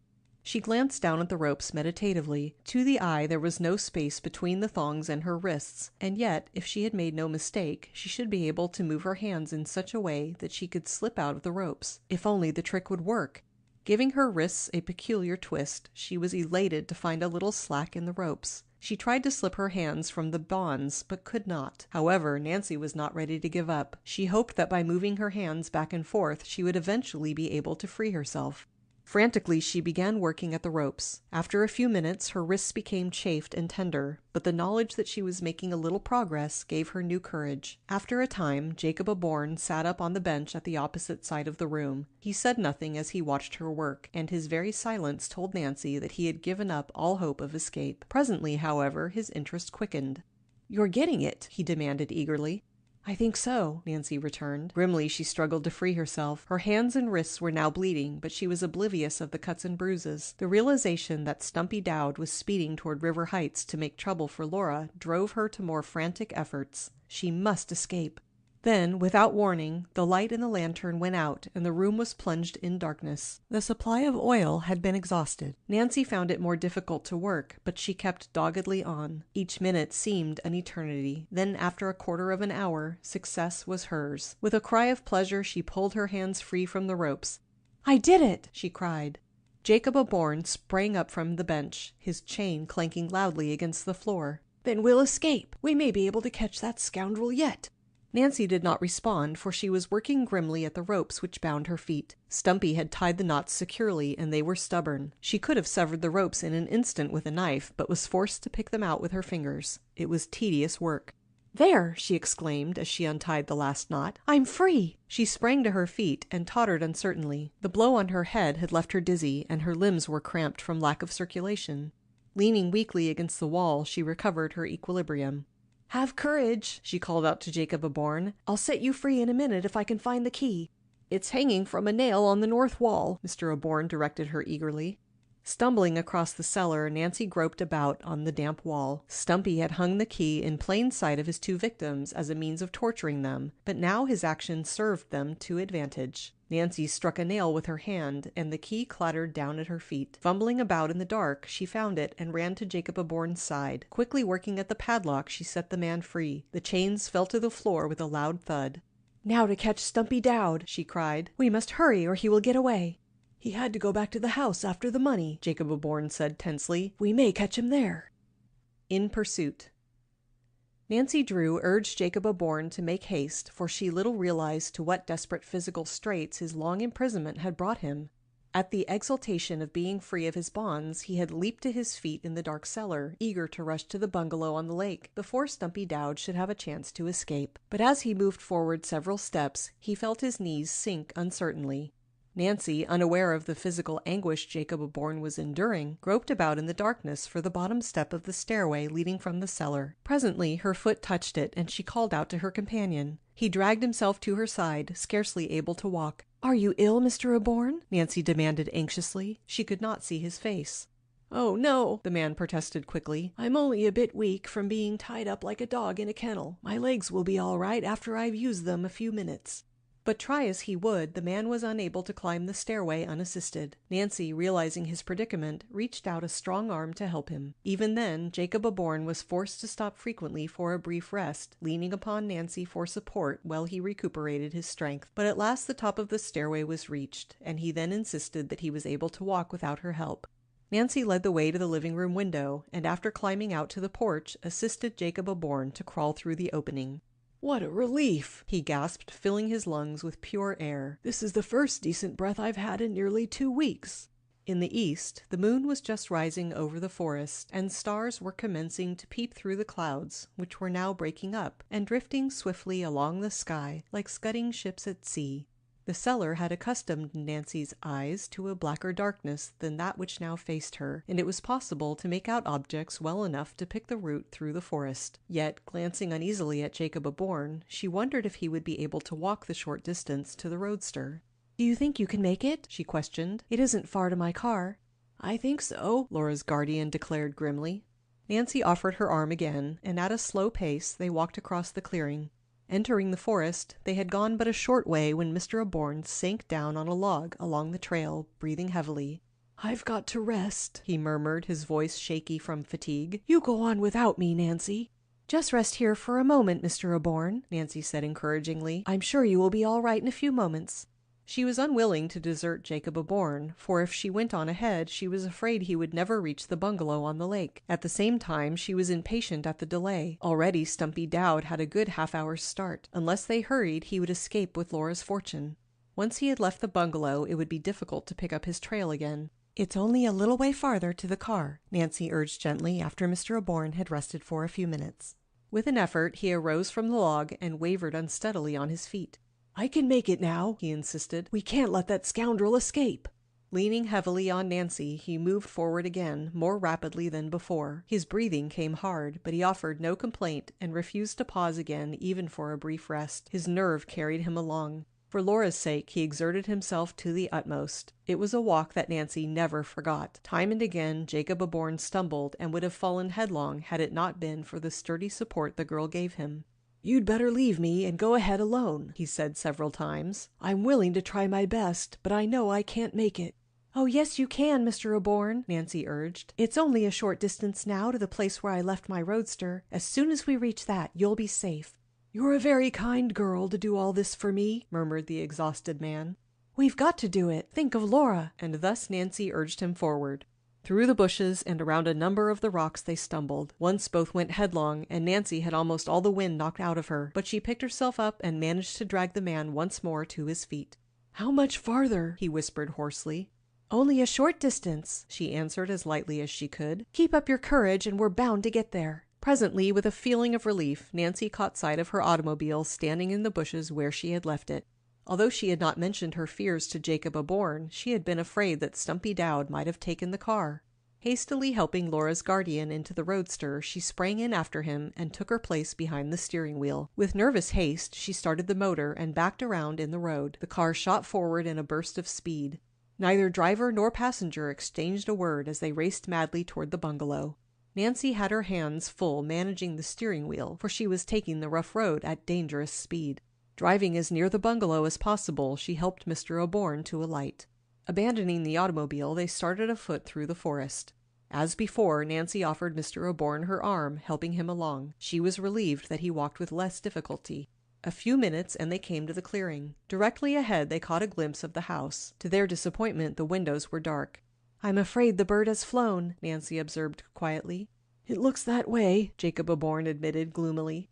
"Still, he may be there yet. The windows were dark earlier in the evening and he was here then." "At least it would be wise to approach cautiously." "Yes, we're unarmed and would be no match for him if he heard us coming. We don't want to place ourselves in his power a second time." "Oh, if I can get my hands on that scoundrel," Jacob Aborn gritted. The thought gave him new strength, and he moved eagerly forward again. Cautiously the two crept toward the house, approaching from the rear. "You haven't a key, I suppose?" Nancy whispered. "No, that villain took it away from me along with everything else." "Never mind, I know a way to get in." However, as Nancy drew near the bungalow, she saw there was no need of a latchkey. The back door stood ajar as though someone had fled without taking time to shut it. With Mr. Aborn closely behind her, Nancy Drew stepped cautiously into the kitchen. There was profound silence. The bungalow appeared deserted. Crossing the room on tiptoe, she groped about on the kitchen table and found an oil lamp. Lighting it, she picked it up and hurried toward the living room. Pausing in the doorway, she cast a critical glance about and saw that everything was in disorder. A chair had been overturned, a small rug was out of place, papers were scattered all about. The 2 suitcases which Stumpy Dowd had packed earlier in the evening were missing. "He's escaped!" Nancy exclaimed in bitter disappointment as she surveyed the confusion. Just then her eye fell upon the safe, and she saw that the door was wide open. With a little cry of alarm, she rushed across the room and looked inside. With the exception of a few papers, everything had been taken. Snatching up the papers, Nancy hastily examined them. As she had feared, they were worthless. "Laura's fortune!" she cried angrily. "That rascal has escaped with every penny of it." "Oh, my poor Laura!" Jacob Aborn groaned. He moved heavily over to the safe and gave it one hopeless glance. "He's taken everything of mine, too. I don't mind for myself. It's only that Laura must suffer from my negligence." "It wasn't your fault, Mr. Aborn. We'll capture that man somehow. We must notify the police. I'll telephone the station this minute." "You can't. There isn't a phone in the house." "You have no phone?" Nancy echoed. "Oh, what an aggravation." "Oh, why didn't I have one installed?" Jacob Aborn demanded of himself. "I always intended to." "Where is the nearest one?" "At the hotel." "Then we must go there at once." "I'm afraid it will be too late. That scoundrel has too great a start." "We must try to capture him anyway. With luck we can do it." "Yes, we must try," Jacob Aborn exclaimed. He started toward the door, but was forced to grasp the back of a chair for support. Nancy ran to him and eased him into the chair. "You're too ill to go," she cried. One quick glance had assured her that he was on the verge of collapse. Only the hope that he might save Laura Pendleton's fortune had given him the strength to reach the bungalow. Now he was too nearly exhausted to go further. Mr. Aborn dropped his head on his hands. "I guess I'm done up," he admitted. "Of course you must stay here," Nancy insisted. "I'll send a doctor to you." "Don't think about me. Just set the police on the trail of Stumpy Dowd." "I'll do both. As soon as I telephone to the police, I intend to start after Stumpy myself." "But the danger! You must think of your own safety." "I'll be careful," Nancy promised as she turned away. "Just stay here and rest until the doctor comes. I must hurry now. Every minute counts." Nancy's daring action. Leaving Jacob Aborn behind, Nancy Drew turned and ran from the bungalow. As she sped swiftly down the path, she passed the garage and halted long enough to glance inside. Stumpy's racing car was gone. Nancy stooped down and examined the driveway, but it was too dark for her to see the wheel tracks. However, she was fairly certain that the man had taken the lake route, for there was no road through the forest in the immediate vicinity of the bungalow. Nancy had been forced to leave her own roadster a short distance away. "It's not going to be easy to capture Stumpy," she thought. "A good many roads branch off from the lake thoroughfare. That man is a clever criminal, and he'll take care to cover up his trail." Running through the forest, she reached her roadster and sprang in. Quickly starting the motor, she headed the automobile down the road. To reach the Beach Cliff Hotel, it would be necessary for her to follow the forest a short distance until it joined the lake road. From there, she would have a fairly straight, smooth stretch to the hotel.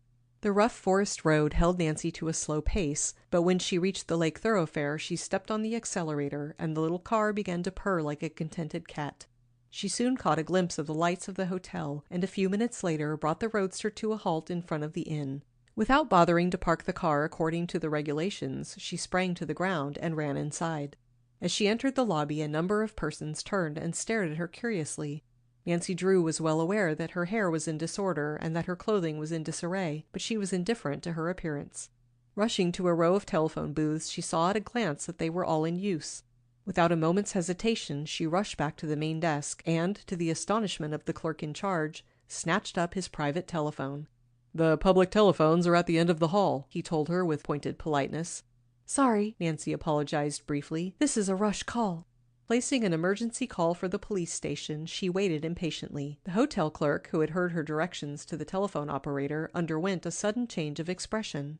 "Hello? Hello?" Nancy said frantically into the transmitter. "Police station?" After a seemingly interminable wait, she was connected with the chief and in a few terse sentences told what had happened. "I think he must have taken the lake road," she finished. "He may be heading for River Heights before he strikes out for some distant point." "We'll have a squad right after him," came the reassuring response. Nancy hung up the receiver and stood lost in thought for a moment. "I must telephone to River Heights and warn Laura," she decided. Again she placed a call and waited impatiently for it to be put through. Several minutes passed, and then at last the bell jangled. Eagerly she caught up the receiver and held it to her ear. "Your party does not answer," came the precise voice of the operator. That's strange, Nancy thought in alarm. I can't understand why Laura didn't answer. Surely she must be there, unless... Even in her mind, she dreaded to finish the sentence. Stumpy Dowd had threatened to go to River Heights and force Laura to hand over the jewels to him, but Nancy doubted that he could have reached the place so quickly. Still, it was only 20 miles away, and Stumpy's car was built for speed. The thought that even now Laura might be in grave danger struck terror to Nancy's heart. She would never forgive herself if anything happened to the girl while she was a guest in the Drew residence. If only Father were at home, he could help me, she thought miserably. The hotel clerk had overheard Nancy's conversation and now regarded her with respect and curiosity. "Is there anything I can do to help?" he inquired. "Yes, send a doctor to Jacob Aborn's bungalow as quickly as you can." "At once." "And telephone to points along the road between here and River Heights, warning the police to be on the watch for a man in a racing car." "How about the radio stations?" "By all means. I can give you a description of the man." Hastily Nancy described Stumpy as best she could. Before she had finished, a number of hotel guests had crowded about the desk, suspecting that something unusual had happened. They would have plied Nancy with questions which would have delayed her had she not run from the lobby and jumped into her roadster. A moment she hesitated uncertainly. "The police may catch Stumpy, and again they may not," she told herself grimly. "I'm going to try to pick up the trail myself." With sudden decision she headed the car down the lake road. Although not paved, the highway was well dragged, and with a smooth stretch before her, Nancy Drew pressed her foot hard upon the gasoline pedal. The little blue car fairly roared down the road as though it too were eager to overtake Stumpy Dowd. Ordinarily Nancy was not a fast driver, but now she knew that much depended upon her speed. Once Stumpy crossed the state line, it would be more difficult to cause his arrest. Nancy Drew was a brave girl and was too intent upon preventing the man's escape to consider seriously the danger which she might be running into herself.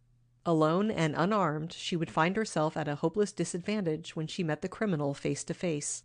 Presently, on a distant hill, Nancy caught the gleam of a headlight. Another automobile was coming toward her. "I'll stop those people and ask if they've passed a racing car," she decided upon sudden impulse. Bringing her automobile to an abrupt halt in the middle of the road, she signaled for the approaching car to stop. It was a brown sedan, and as it came within the range of her headlights, Nancy thought there was something familiar about it.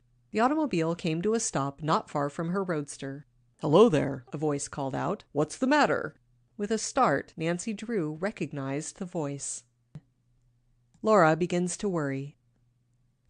Not without misgiving, Laura Pendleton stood at the window of the Carson Drew residence and watched Nancy start off for Melrose Lake in her roadster. "Perhaps I shouldn't have allowed her to take that note to my guardian," she thought uneasily. "Nancy is going to a great deal of trouble and risk for me. I'm afraid it isn't fair to involve her in my affairs." After a time she entered the library and tried to interest herself in a novel. She found she could not remember a word she had read, so laid the book aside in a little while. Walking restlessly to the window, she glanced out. "I may as well do some shopping," she decided. "It will help me kill the time and help me forget my troubles." She told Hannah Gruen where she was going and then started off afoot for the business section of River Heights. The day was a pleasant one, and as she walked briskly along, her worries seemed less real. Reaching a department store, Laura entered and purchased a few articles for which she had urgent need. In her hasty departure from Melrose Lake, she had forgotten a great many things. However, she made her purchases with the utmost caution, for with the exception of a $20 bill in her purse, she was without funds. When that was gone, she did not know what she would do. "I'll never sell or pawn Mother's jewels, even if I starve," she told herself. "I'll manage some way. Perhaps Nancy will help me find work." Carrying her packages with her, Laura walked slowly back to the Drew residence. Already the evening shadows were beginning to gather. In another hour or two it would be dark. As she passed the garage, she noticed that it was empty. Nancy had not returned. "I do hope she gets back before dark," Laura thought anxiously. Entering the house, she had not had time to put away her things when the telephone jangled. A minute later, the housekeeper told her that there was a long-distance telephone call for her. "It's from Miss Nancy, I think," Hannah Gruen said. "Oh, I hope nothing has happened." Eagerly, Laura snatched up the telephone receiver. Nancy's quiet voice at the other end of the wire reassured her. However, as she listened to her friend's daring plan, she was somewhat alarmed. Still, other than to warn Nancy to be careful, she made no protest, for she felt that her friend's judgment was probably better than her own. If I'm not back or haven't telephoned within 24 hours, send the police to your guardian's bungalow, Nancy told her. Laura promised, and a moment later hung up. Before she turned away from the telephone, she regretted that she had not asked Nancy to give up her plan. She doesn't realize what a mean man Jacob Aborn is, she told herself. If he catches her prowling about the bungalow at night, there's no telling what he may do. Tempted to call Nancy back, she picked up the telephone again. With her hand on the receiver, she hesitated. I'm just a little coward, she accused herself. I'll not let my nerves get the best of me this time. Resolutely, she turned away. Presently, Hannah called her to dinner, and she made a pretense of eating, but was relieved when the dessert dishes were cleared away. Returning to the living room, she tried to read the evening paper. The hours dragged slowly along, and still there was no sign of Nancy. Several times Laura walked to the window and cast a hopeful glance down the driveway. I suppose it's too early to expect her home, she told herself. As she crossed to the window for perhaps the 10th time that evening, she was surprised to see a tall, elderly man coming up the walk toward the house. Although Laura had never seen him before, she was instantly convinced that it was Carson Drew. He thrust open the front door, and his eyes fell upon her. "Hello, Nancy," he called. "It's good to get you back home again. Oh, I beg your pardon. I couldn't see your face. I thought you were my daughter." "I don't wonder you are surprised to find a stranger in your home," Laura said with a friendly smile. Quickly, she introduced herself and told Carson Drew what had happened and why Nancy had gone to Melrose Lake. She ended by apologizing for her presence in the house. "You are entirely welcome to our hospitality," Mr. Drew assured her cordially when she had finished her story. "But I'll admit I'm rather worried about Nancy. Tell me more about that guardian of yours. What does he look like?" Laura gave a detailed description of the man. Did you say that his name is Jacob Aborn? Wait a minute." Walking over to the desk, he began to rummage in a drawer. Laura noticed the stern expression on his face and was troubled. After a brief search, Carson Drew brought out a small photograph and handed it to Laura. "Is that your guardian?" Laura stared at the photograph in amazement. "Why, it is! It's Jacob Aborn!" Carson Drew shook his head. "That man is Stumpy Dowd." "I don't understand." "Stumpy Dowd is a clever criminal. He has a long police record. Just now he is at large." "Stumpy Dowd!" Laura exclaimed in horror. "You mean my guardian is a criminal?" "It looks that way, and a particularly tough one at that." "And Nancy has gone up there to see him. What if something should happen to her?" "We must get in touch with her at once. Do you know the hotel where she is staying?" "Yes, but it's pretty late now. Perhaps she isn't there." "That's what we want to find out." Now thoroughly excited, Laura ran to the telephone and placed a call to the Beechcliff Hotel. Impatiently, Carson Drew waited for a response. When the bell finally rang, he snatched up the receiver. "Hello?" he said eagerly. It was the voice of the hotel telephone operator that greeted him.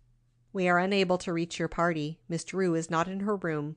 Carson Drew turned from the telephone, a drawn expression upon his face. "She's not in," he informed Laura. "That may mean anything, and again it may not. I'm afraid Nancy is in trouble." "Oh, what shall we do?" "I must go to Melrose Lake as quickly as I can." "May I go too? It was my fault that Nancy went there, and I want to help if I can." "We may run into danger." "I'm not afraid." Laura, who by nature was timid, had suddenly become calm and determined. "Then get your things quickly." As Carson Drew issued the order, he jerked open a drawer on the table and pulled out a revolver. Hastily loading it, he stuck it in his pocket. "I'm ready," Laura announced. Rushing from the house, they climbed into Mr. Drew's brown sedan. He backed out of the garage and, without stopping to close the doors behind him, headed toward Melrose Lake. "Oh, I hope we get there in time," Laura breathed. Carson Drew made no response, but his hands clenched more tightly on the steering wheel. A chance meeting. Nancy Drew could scarcely believe her ears when she heard an answering shout from the automobile which had halted near her roadster. She recognized the voice of her father. With a cry of joy, she sprang from the car and ran across the road toward the sedan. "Father!" she cried. "Nancy!" As Carson Drew recognized his daughter, he hastily climbed out of the sedan and welcomed her into his arms. "What a relief to find you safe and sound. When Laura told me why you had gone to Melrose Lake, I was afraid for you. What has happened?" "Oh, everything. I guess I'm lucky to be alive. But there's no time to tell you now. We must capture Stumpy Dowd first. He's escaping with Laura's fortune. Tell me, did you meet a racing car between here and River Heights?" "Not that I recall." "We only met 2 automobiles," Laura added, "and both were family cars." "Then Stumpy didn't head for River Heights after all." "He's probably striking for the state line," Carson Drew declared. "The police will look for him on the River Heights road. Stumpy will escape unless we can pick up his trail ourselves. I was almost positive he took this road." Perhaps he turned off before he had gone very far, Carson Drew suggested. We passed a branch road down here about 5 miles. He may have taken that. Where does it lead? To Hamilton, and from there across the state line.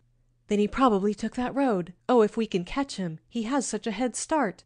Come on, we can do it, Carson Drew cried. He turned quickly to Laura. Get in the roadster with Nancy, he ordered. If it comes to a battle, you girls can drop back and be out of the range of the bullets. With alacrity, Laura obeyed. Nancy sprang in beside her. The motor of the roadster was already running, and she had only to shift gears to be off. She must pull out of the way before her father could turn his sedan in the road. I'll go on ahead, she shouted. All right, but if you see Stumpy's car, slow down and let me take the lead. Shifting gears, Nancy was off at top speed. A few minutes later, Laura looked back and reported that Carson Drew was rapidly making up the distance he had lost.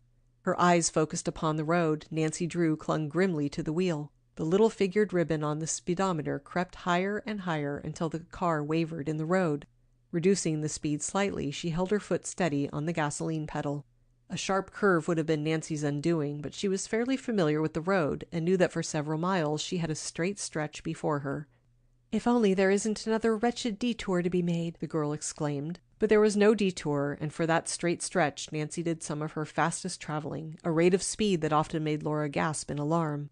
Oh dear, don't jump the fence or climb a tree, gasped the girl. I won't, answered Nancy, but hold tight. Yet, even at the rapid rate she was traveling, she doubted that it would be possible to overtake Stumpy Dowd. She figured that he must have from 15 to 30 minutes start, and his automobile was equipped with a special racing motor. Nancy's roadster was high-powered, but it was not reasonable to suppose that she could overtake the man unless luck favored her. Removing her eyes from the road for one brief instant, Nancy glanced anxiously at the gasoline gauge on the dash. To her relief, the tank registered nearly 3/4 full. There was no need to worry on that score. Look! Laura cried sharply. Nancy's eyes came back to the road. Straight ahead she saw a small red light. It must be the tail light of an auto, Laura declared uneasily. Can it be Stumpy? Nancy did not reply at once, for she was too intent upon watching. Although she promptly reduced the speed of her engine, she noticed that the light was gradually becoming larger. At first she thought she must be gaining on a car ahead. Then she decided that the light was not moving. I don't believe it can be Stumpy, she told Laura, but we'll take no chances. As the roadster slowed down, Carson Drew came closer in his sedan.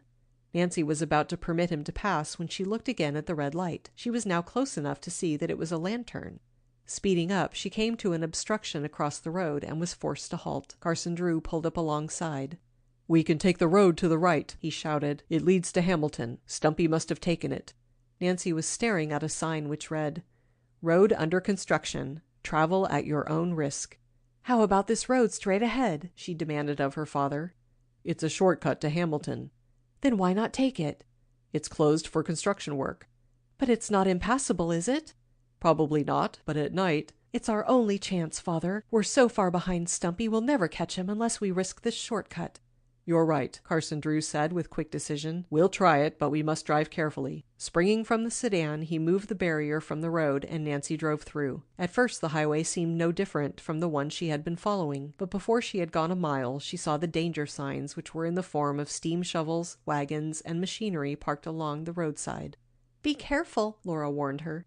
Soon the little roadster was wallowing in soft dirt, and each instant Nancy half expected the wheels to sink to the hubs. The engine pulled hard but did not stall. Nancy handled the wheel dexterously, weaving her way around the objects in the road. Laura, who clung to the side of the car for dear life, was bounced roughly about. At last, as the worst of it seemed to be over, Nancy relaxed slightly. "Is father still coming?" she asked. Laura looked back. "Yes, he's right behind." "Then I guess we're through safely. I can see a straight stretch ahead." Again she stepped on the accelerator, and the roadster responded with a burst of speed. In a few minutes she reached the end of the road. Laura hastily climbed out and pulled away the barrier, permitting the two automobiles to enter the main road. "We've cut off 10 miles!" Nancy cried joyfully as Laura stepped back into the roadster. "If we're ever going to overtake Stumpy, it ought to be in the next few minutes." As the little blue car plunged forward over the rough highway, the two girls kept gazing alertly into the darkness beyond the glare of the headlights, hoping to see the red taillight of Stumpy's automobile. As the minutes passed and still nothing appeared ahead, Nancy Drew began to grow alarmed. After all, was it possible that she had made a mistake? Perhaps Stumpy had taken another road, and even now was across the state line, speeding toward the northern border. Laura expressed the fear. "I'm afraid we're too late, Nancy." I'm not so sure about that, Laura. Nancy's voice was electric. What do you see? Laura demanded eagerly as she saw her friend bending low over the wheel. A light. I think we're approaching a car. I can't see anything. Just a minute. I think it went down behind that hill just ahead. There was a long moment of suspense, and then Laura gave a little excited cry. Oh, now I see it. And we're gaining, Nancy announced grimly. I hope it's Stumpy. Your father must have seen the light too, Laura informed Nancy, looking back. He's coming closer. Hadn't we better let him go ahead? Yes, I'll drop back in just a minute. But first I want to see if it is Stumpy. Nancy could not increase the speed of the roadster, for already she was going as rapidly as she dared. She was elated to observe that little by little she was creeping up on the car ahead. Soon the headlights of her roadster played upon the back of the vehicle, and she observed that it was indeed a racing car. Even as she made the observation, the driver looked back. For an instant his face was clearly illuminated. It was Stumpy Dowd. A bad turn. As Nancy Drew recognized Stumpy Dowd in the racing car directly ahead, she remembered her promise to her father and pulled to the side of the road. Carson Drew flashed by in the brown sedan. He, too, had recognized Stumpy. Keeping close behind her father's automobile, Nancy kept her eyes on the red taillight. Stumpy, becoming aware that he was being followed, made a sudden burst of speed, and the distance between the cars was increasing. Oh, he's getting away, Laura cried anxiously. He'll not escape, Nancy returned grimly. Dad is speeding up too. She, too, increased the speed of her roadster to keep in the race. And what a race it was! With utter disregard for safety, Stumpy's car lunged over the rough roads, closely followed by Carson Drew's sturdy sedan. To Nancy and Laura, who maintained the reckless pace, it seemed a miracle that the three automobiles remained between the fence posts. We are gaining again, Nancy observed a minute later. Just then, a shot rang out. Carson Drew had fired as a warning for Stumpy to halt. Instead of stopping, he answered in kind. There came a vivid flash of fire from his car and an instant report. Stumpy had not shot into the air. A bullet whizzed dangerously close to the windshield of the brown sedan. "Keep back, Nancy!" Carson Drew shouted. The warning was lost in the roar of the wind. On and on the three cars raced. Stumpy gained ground and then lost it again. Carson Drew approached nearer and nearer. He would soon be within gun range, and this time he intended to shoot at the automobile tires and force Stumpy to halt. Nancy sensed that the end was drawing near, for it was apparent that the racing car had reached its maximum speed. Stumpy was making his last stand and knew it. He looked back over his shoulder frequently now. Nancy had never seen such reckless driving. Where would the mad race end? Suddenly, a look of horror came into Nancy's eyes. Straight ahead, she saw a huge black and white checkerboard sign at the side of the road. Its significance sent a cold chill over her body. There was a sharp curve to be made. At the rate the three automobiles were traveling, they could never stay on the road. Instantly, Nancy cut her throttle and slammed on the brakes. But to her terror, she saw that her father and Stumpy Dowd were racing on. In their eagerness, they had failed to see the warning sign. Speeding up again for an instant, Nancy leaned her head out the window and tried to attract her father's attention. "Stop!" she screamed frantically. "A curve!" Whether her father heard her or had seen the danger himself, she did not know, but he slammed on his brakes. The sedan skidded sideways, and for a moment Nancy held her breath, fearful lest it turn turtle into the ditch. By skillful manipulation of the steering wheel, Carson Drew recovered control. The moment she had warned her father, Nancy tried to bring her own roadster to a stop, but she had gained so much momentum that she dared not slam on her brakes suddenly. Shutting off her gasoline and easing on the footbrake gradually, she saw the curve ahead and estimated that she would be able to make it without overturning. Laura, her face pale and drawn, gripped the seat fearfully, but no cry escaped her. It was Nancy who gave a frightened exclamation. In the racing car ahead, Stumpy Dowd was oblivious of approaching danger. He looked back over his shoulder and waved tauntingly as he saw the distance between Nancy's car and his own rapidly increase. "Look! Look! The curve!" Nancy shouted. She had shouted the warning involuntarily, for a moment's reflection would have told her that Stumpy could not hear. Too late, the man saw the danger. He slammed on his emergency brake, but already the sharp curve was at hand. The racing car turned turtle at the edge of the road, wavered an instant, then plunged over the side of a steep cliff. "Oh!" Laura screamed. "He'll be killed!" As Nancy rounded the curve in safety and brought the roadster to a quivering halt, she avoided for the moment looking down into the valley. But for only an instant did she hesitate to view the wreck of the racing car. Springing from her roadster, she rushed to the edge of the road and courageously looked down over the cliff. Laura came running after her, and Carson Drew, who had just brought his sedan alongside of the roadster, was close behind. In horror, the three gazed down into the valley. The car had rolled nearly to the bottom of the little valley and had overturned against a boulder. A wheel had been torn loose from its axle, and the body had been mashed in. There was no sign of Stumpy Dowd, but it was inconceivable that he could still be alive. A silence held the trio as they gazed down upon the wreck and realized that their own fate might have been similar. At last Carson Drew found his voice. "I guess it's all over with Stumpy now." "Oh, he may be alive," Nancy cried hopefully. "We must get him out of the wreckage." "You girls stay back," Mr. Drew said quietly, for he did not wish to expose them to a horrible sight. "I'll see what I can do." "No, Father, you'll need me to help if he's still alive. I'll go too," Nancy insisted. Following her father, she lowered herself over the cliff and grasped a branch of a tiny tree to keep from falling. Laura hesitated a moment, and then, summoning all of her courage, scrambled after her friend. The three rescuers half slid, half stumbled down the slope. There was no sound from the vicinity of the wreck. "Stay back until I've had a look," Carson Drew warned the girls again. Nancy intended to obey, for she had no desire to be the first to investigate the wreckage. But as she scrambled down the side of the cliff, she saw a red flame flash up from the front end of the car. She knew what that fire meant. The automobile had caught fire. With the gasoline tank in close proximity, there would soon be an explosion.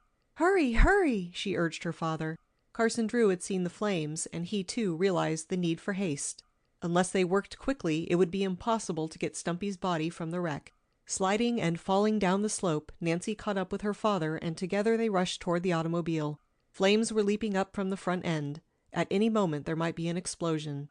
The car was half overturned and rested against a large boulder. Stumpy was pinned beneath the wreckage. With frantic haste, Nancy Drew and her father reached under the automobile and dragged the man out. He lay limp in their arms, and it was with difficulty that they carried him away from the burning car. "We got him out just in time," Mr. Drew gasped as he carefully placed Stumpy on the ground. Nancy looked back at the burning car and gave a little scream. "The money! Laura's fortune!" Before Carson Drew could restrain her, she ran back toward the wreck. "Come back!" her father shouted. Nancy did not pause. Throwing caution to the wind, she reached the wreck and groped about frantically. Her hand struck a suitcase and she dragged it out. The heat was now almost unbearable, but Nancy would not be defeated. She knew there was another suitcase, and she was determined to save it. Diving under the car for a second time, she found the bag and triumphantly brought it out, only to be jerked from the scene by her father. "Nancy, Nancy!" he cried. "Are you mad? Those suitcases aren't worth your life." There was a sudden explosion. Instantly, the combustible parts of the car ignited, and the dry grass in the immediate vicinity began to burn. As Nancy Drew realized what a narrow escape she had had, she trembled slightly. "Oh, Nancy!" Laura clung weakly to her. "If anything had happened to you." "Well, I wanted to get those suitcases," she defended her action. "What if they had burned?" Carson Drew demanded. "Then Laura would have been without her fortune. All her money is in those 2 suitcases, unless I miss my guess." "My money?" Laura gasped. "Then I do have a fortune?" "You certainly have," Nancy assured her. "And you risked your life to save it for me? Oh, how can I ever repay you?" "Don't think about that now," Nancy said quickly. "I have a long story to tell you, but it must wait. Our first duty is to look after Stumpy." Carson Drew had already turned his attention to the inert form which lay on the ground. A deep gash had been cut in Stumpy's forehead, and his right arm had been badly broken. His face was deathly white, and he did not appear to be breathing. Stumpy's fate. "I am afraid," began Carson Drew, but did not finish the sentence. Instead, he leaned over Stumpy Dowd and placed his fingers on the man's pulse. Is he dead?" Nancy asked fearfully after a few moments. Carson Drew relinquished Stumpy's wrist and turned grave eyes upon his daughter. "He's still alive, but his heart action is very weak. I don't believe we'll be able to get him to the hospital." "But we must try." "Yes, of course, but it's not going to be easy to get him to the automobile." "There's a blanket in my roadster. Perhaps we could carry him on that." "I believe we could." "Then I'll get it." Nancy scrambled up the cliff to the road and returned in a few minutes with the blanket. The unconscious Stumpy was lifted gently and placed upon it. Mr. Drew and the 2 girls gathered up the corners and began the difficult climb. As they carried him to the automobile, Stumpy gave no sign of recovering consciousness. "I'm afraid we can't do him much good," Mr. Drew commented as they stretched him out on the rear seat of the sedan. "I believe he's recovering consciousness," Nancy observed quietly. As she spoke, the man stirred slightly and groaned. "That's an encouraging sign," Carson Drew declared. "We'll rush him to the hospital at Hamilton." "I'll go back after the suitcases and catch up with you later," Nancy suggested. "All right, that will be wisest, I guess. We must rush Stumpy to the hospital without a minute's delay." He turned to Laura. "Perhaps you had better ride with me and keep an eye on Stumpy. I don't think he will recover enough to make trouble, but someone had best watch him. You don't mind?" "Of course not." Laura climbed into the sedan with the lawyer, and Nancy watched them drive away. Then she hurriedly descended the cliff and picked up the 2 suitcases. She was tempted to open them to make sure that Laura's fortune was inside, but upon second thought decided that it would take too much time. She must speed after her father and Laura. Dragging the heavy suitcases up the slope, she deposited them in the roadster and started down the road after the sedan. Although she drove rapidly, she did not overtake her father. Reaching Hamilton, she stopped at a gasoline station and asked the way to the police hospital. Arriving there, she saw her father's sedan parked outside. Leaving the 2 precious suitcases inside the roadster, she locked both doors and ran inside. Laura was standing near the door, and Carson Drew was talking with the authorities. Presently, he came over to Nancy and Laura, bringing a distinguished-looking man with him. Quietly, he presented Mr. Howland, the chief of police. The man bowed to both girls, but his eyes lingered upon Nancy after the introduction had been completed. "I have just learned of the part you played in the daring capture of Stumpy Dowd," he said to her. "Allow me to congratulate you." The chief of police extended his hand, and Nancy Drew accepted it with a pleased smile. "It was really nothing," she protested modestly. "I would never have been suspicious of the man if I hadn't been trying to help my friend. Even after I discovered his identity, I might have fallen down on the job if Father hadn't come along at the critical moment." "I'm not sure about that, Miss Drew," and the chief smiled. "You strike me as a very resourceful young lady." "Suppose there is no question that the man is really Stumpy Dowd?" Nancy inquired. She was eager to change the subject to a less personal one. "Not in the slightest. I came to the hospital just as soon as I was notified that he had been captured, and identified him myself. I would know that face anywhere. He's been in the rogues gallery for a good many years, but has managed to keep out of the way of police. He's led us on a merry chase." "Will he live?" "Stumpy is on the operating table now," Carson Drew explained to Nancy. "The doctor considers his condition very grave, but he may pull through." "And if he does, he'll get a long term in prison," the chief added. Nancy was pressed for details of her part in the capture of the man. However, in telling her story, she did not mention Jacob Aborn, for she wished to surprise Laura later. "We may as well go back home," Carson Drew said presently. "It may be hours before we learn anything definite about Stumpy's condition." "If you'll give me your telephone number, I'll see to it that you are kept informed," the chief promised. After Mr. Drew had written his address and telephone number on a slip of paper, the 3 left the building. "Oh, hum," Carson Drew yawned sleepily. "I think it's time we were all in bed." "Not yet," Nancy declared importantly. "We must return to Melrose Lake." "Why should we go back there?" "I'll tell you when we get there," Nancy announced mysteriously. "It's a surprise." "Well, just as you say," her father grumbled good-naturedly. "But I hope the surprise is worthwhile, because I'm tired." With Laura and Nancy riding in the roadster, the 2 automobiles started off for Melrose Lake. This time, however, they traveled at a moderate rate of speed. "Where in the world are we going?" Laura questioned as Nancy turned into a familiar side road. "Aren't we heading toward my guardian's bungalow?" It was with difficulty that she spoke the word guardian. "Yes," Nancy admitted. "Oh, why are we going back there? After all that has happened, I don't believe I shall ever want to go back." Nancy reached out and patted Laura's hand reassuringly. "Just trust me," she said smilingly. Nancy had selected the lake route and was able to drive the roadster very nearly to the doorstep of the Aborn bungalow. Stopping the car, she waited for her father, who was a short way behind. "Why, there's a light inside the house," Laura exclaimed, "and I can see someone moving about." Nancy Drew smiled and began to unload the suitcases from the back of the roadster. "What are you up to, anyway?" Mr. Drew demanded as he stepped out of his sedan and came toward the girls. "You'll soon find out," Nancy laughed. "Here, I'll carry those suitcases." Mr. Drew picked up the 2 bags and followed Nancy down the path toward the bungalow. Laura held back rather reluctantly, but Nancy kept pulling her along. Boldly, she opened the front door and stepped into the lighted living room. "Laura!" a low voice murmured. Jacob Aborn rose from a chair and held out his arms. Laura hesitated and glanced uncertainly from Nancy to Jacob Aborn. "Your real guardian," Nancy said. "Jacob Aborn."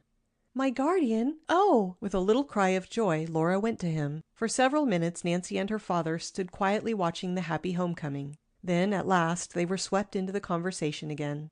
"Did the doctor come?" Nancy inquired, for she observed that Mr. Aborn appeared much stronger than when she had left him a few hours before. "Yes, thanks to your kindness, Miss Drew. He said he thought I would be all right in a few days. I feel much better already." "I'm glad of that." "I worried a great deal about you after you left. What happened? Did you catch that scoundrel?" Nancy was forced to repeat the story a second time, and for the benefit of her father and Laura, added the details of her imprisonment in the deserted bungalow. "You took a great deal of risk," Mr. Drew chided his daughter, "but I must admit it was a clever piece of detective work." Thanks, Dad. "All's well that ends well," Mr. O'Born quoted rather tritely, "but in this case it didn't end well." What do you mean? Nancy asked quickly.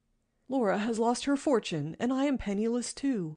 Oh, no, Mr. O'Born. We recovered the money. "I thought it burned up in the wreck."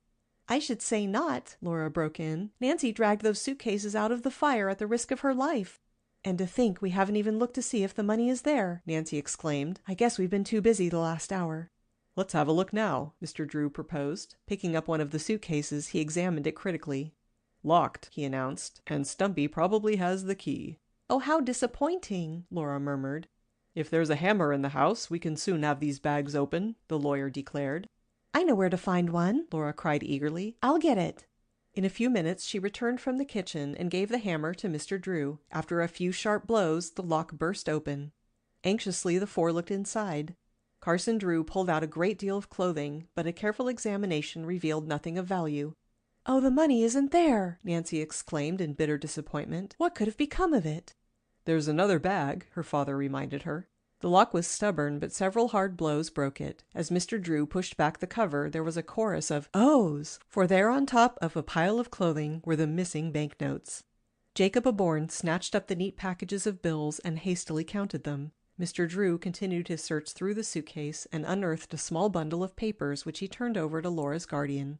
"My property," Jacob O'Born declared. Is Laura's money all here? Nancy asked. "Every cent of it." Then I'm really not poor after all, Laura said happily. Stumpy told me I was practically a pauper. "A pauper? Why, you're rich. Your fortune amounts to more than $100,000. $100,000? Oh, I can scarcely believe it. You deserve every cent of it, Nancy said kindly. The nicest part of all this is that I have a guardian to love me, Laura returned wistfully. "And a guardian who will always try to make you happy," Mr. O'Born added feelingly. "You have suffered a great deal the last few weeks. I will do my best to make it up to you." "And I'll look after you, too. You'll need a good nurse for a few days." "Then we'll leave you in good hands," Mr. Drew said as he picked up his hat. "I gather that you don't care to return to River Heights with us now?" "Oh, no," Laura said quickly, and then bit her lip and flushed. "I didn't mean that the way it sounded. You don't know how I appreciate everything you've done for me, but it's just that I want to stay with my own guardian." "We understand," Nancy said kindly as she took Laura's hand in her own. "I'll send you your things tomorrow." "But I'll see you often, shan't I?" "I hope so, Laura." "River Heights is only 20 miles away. You must drive up often," Mr. O'Born put in. Laura thought for a moment. "Promise you'll come next Sunday," she begged. "You and your father must both come. I have a special reason for asking." "Do," urged Mr. O'Born. "All right, we'll come." After Jacob O'Born and Laura had again thanked Nancy and her father for what they had done, the two said goodbye and left the bungalow. As they stepped out on the porch, Nancy chanced to turn her eyes toward the east, and a startled expression came into her face. "What's the matter now?" Mr. Drew asked. "The sun. It's just coming up over the lake. We've been up all night." "I feel like it, too," her father grumbled. Nancy did not hear, for she had turned toward the east again and was observing the glory of the sunrise. It was symbolic, she told herself, not only of a new day, but of a new life for Laura Pendleton. Laura's gratitude. Nancy Drew and her father did not forget their promise to call again at Jacob O'Born's bungalow, and the following Sunday afternoon found them on the way to Melrose Lake. They started directly after a midday dinner which had been a rather silent meal. It had rained a bit during the early morning, but now the sun was shining brightly, and there was just enough breeze to make it pleasant. Nancy was driving her roadster while her father sat beside her, an unlighted cigar between his lips. Neither said a word until the town was left far behind and they were drawing towards the country of the lakes. "What are you thinking of, Nancy?" questioned her father at last. "I was thinking of Laura and of Mr. O'Born," she replied. "I was wondering if everything is turning out all right." "It ought to, with Stumpy out of the way," answered Carson Drew. "So it would seem. But Laura is such an unusual girl, and she went through so much. I'd hate to see her break down and have a spell of sickness." "Oh, joy seldom hurts anyone, Nancy. It's real sorrow that pulls a person down." "I certainly hope the real Mr. O'Born proves to be all right." "I think I'm a pretty good judge of character, and he looked all right to me."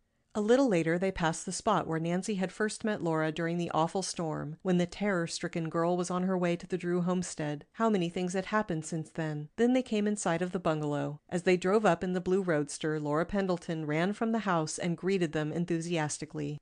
She was dressed in a bright blue frock and seemed happier than Nancy had ever seen her. The change was remarkable. Her eyes were bright and her cheeks were beginning to fill out a trifle.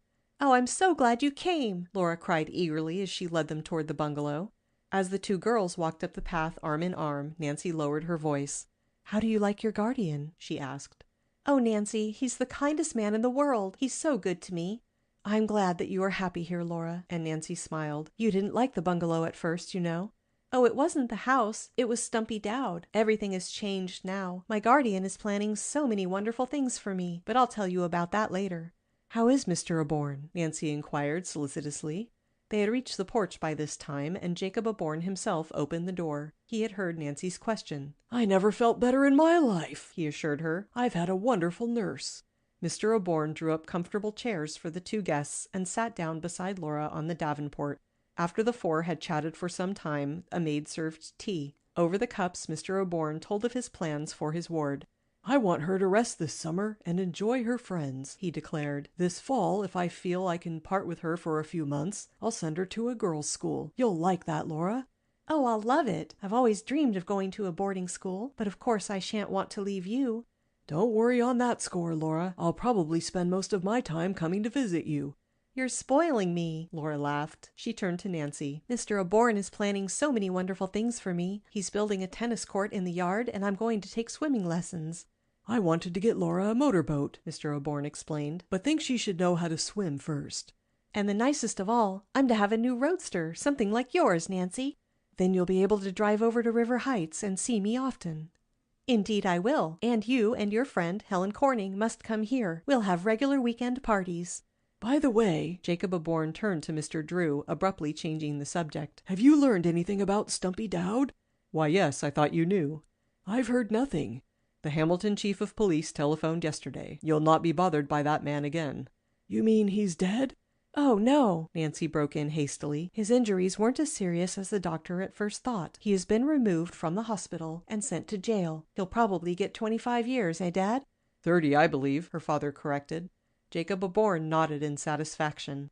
"Well, he'll receive his just due at that. When I think of the way that man tried to rob Laura—" "Oh, Nancy, we owe you so much," Laura said earnestly. "You saved my guardian's life, and you recovered my fortune." "I hope you haven't forgotten the night on Moon Lake when you rescued Helen and me," Nancy reminded her with a smile. "It isn't all one-sided, you see." "But you've repaid the debt threefold." "Laura and I have been talking it over," Mr. Aborn said quietly. "We have been trying to think of a way to thank you." "Oh, I don't want any thanks," Nancy returned hastily. "I really enjoyed the adventure." "I can't say that I did," Mr. Aborn responded ruefully. 2 weeks in a dungeon." "Nancy, you must accept some reward for what you did," Laura insisted, returning to the original subject. Nancy shook her head stubbornly. "But I have a fortune in my own name. Unless I give you money, I don't know how to reward you." "My reward is to know that you are happy, Laura." "It's so kind of you to say that, but I don't feel right." "I don't want to hurt your feelings, Laura, but really I can't accept a reward. My daughter has solved a number of baffling mystery cases and has made a point never to take pay for her work," Mr. Drew explained, coming to Nancy's rescue. "It doesn't seem right not to give her anything." "Nancy has accepted a number of souvenirs as reminders of her various adventures." "Oh, I remember now," Laura cried eagerly. "Helen Corning told me." "I did take an old mantel clock for solving the mystery of the missing Crowley will," Nancy admitted, "and I accepted a silver urn for discovering the ghost of the Turnbull mansion." "Then it's only right that you accept a souvenir for solving the mystery of the deserted bungalow. Will you?" "Well," Nancy hesitated. "Say yes. It will make me feel so much better." "All right, I agree." Laura sprang from the davenport and hurried upstairs to her room. In a few minutes she returned, bearing a tiny jewel case. "It isn't half enough," she declared, handing Nancy the box. "Oh, Laura, I'm afraid you've given me something expensive." She lifted the cover of the box and gazed at the contents. The jewel case contained a beautiful pendant of precious stones. Nancy gave a little exclamation of surprise and delight as she held the necklace to the light. "Oh, Laura," she breathed, "it's gorgeous, but of course I can't keep it." "Oh, you must. Why, you promised." "I said I would accept a souvenir, but I never dreamed you would give me anything so expensive. Didn't this pendant belong to your mother?" "Yes, but that is no reason for you to refuse to take it. She would want me to give it to you." "But it's such a precious keepsake to give away." "It is precious," Laura admitted quietly, "but I have other pieces that Mother left me. There is no one in the world I'd rather see have it than you. If it were not precious, I would not offer it. Please take it, Nancy." Laura's expression was so earnest and pleading that Nancy Drew could not find it in her heart to refuse. After all, she had given her promise. "I will keep it," she said with sudden decision, "and I'll always prize it highly." After that, the conversation shifted to less personal subjects, and the afternoon passed quickly. Before Mr. Drew and his daughter departed, Laura escorted Nancy about the place, showing her the garden, the new boathouse, and the site for the tennis court. "Only a week ago I fairly hated this place," she said thoughtfully, "and now I love it." "A great deal has happened since that stormy night on Moon Lake when we first met," Nancy returned musingly. "As I look back, it doesn't seem possible we could have packed so much adventure into one short month." "No, it doesn't, but the adventures were mostly yours." "I seem to have a way of getting into the thick of things," Nancy laughed. "Oh, well, everything came out right, and the nicest part of all is that you have found a happy home."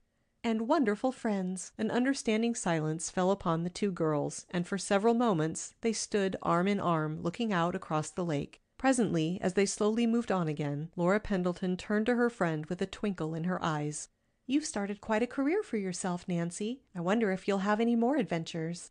Nancy gave a tired sigh. "Oh, I think I've had enough to last me for the rest of my life." But in her heart she knew she had not. The love for mystery would always be with her, and Nancy Drew's adventuring days were by no means over. It was written in the annals of the future that before many months had elapsed she would be engrossed in a problem as puzzling as the Bungalow Mystery, a problem which would tax her mental powers and ingenuity to the limit. It is revealed in The Mystery at Lilac Inn. But for the present Nancy Drew was not pining for excitement or adventure. The prospect of a restful summer with Laura Pendleton and Helen Corning satisfied her completely. End of chapter 25. End of The Bungalow Mystery by Mildred A. Wirt Benson.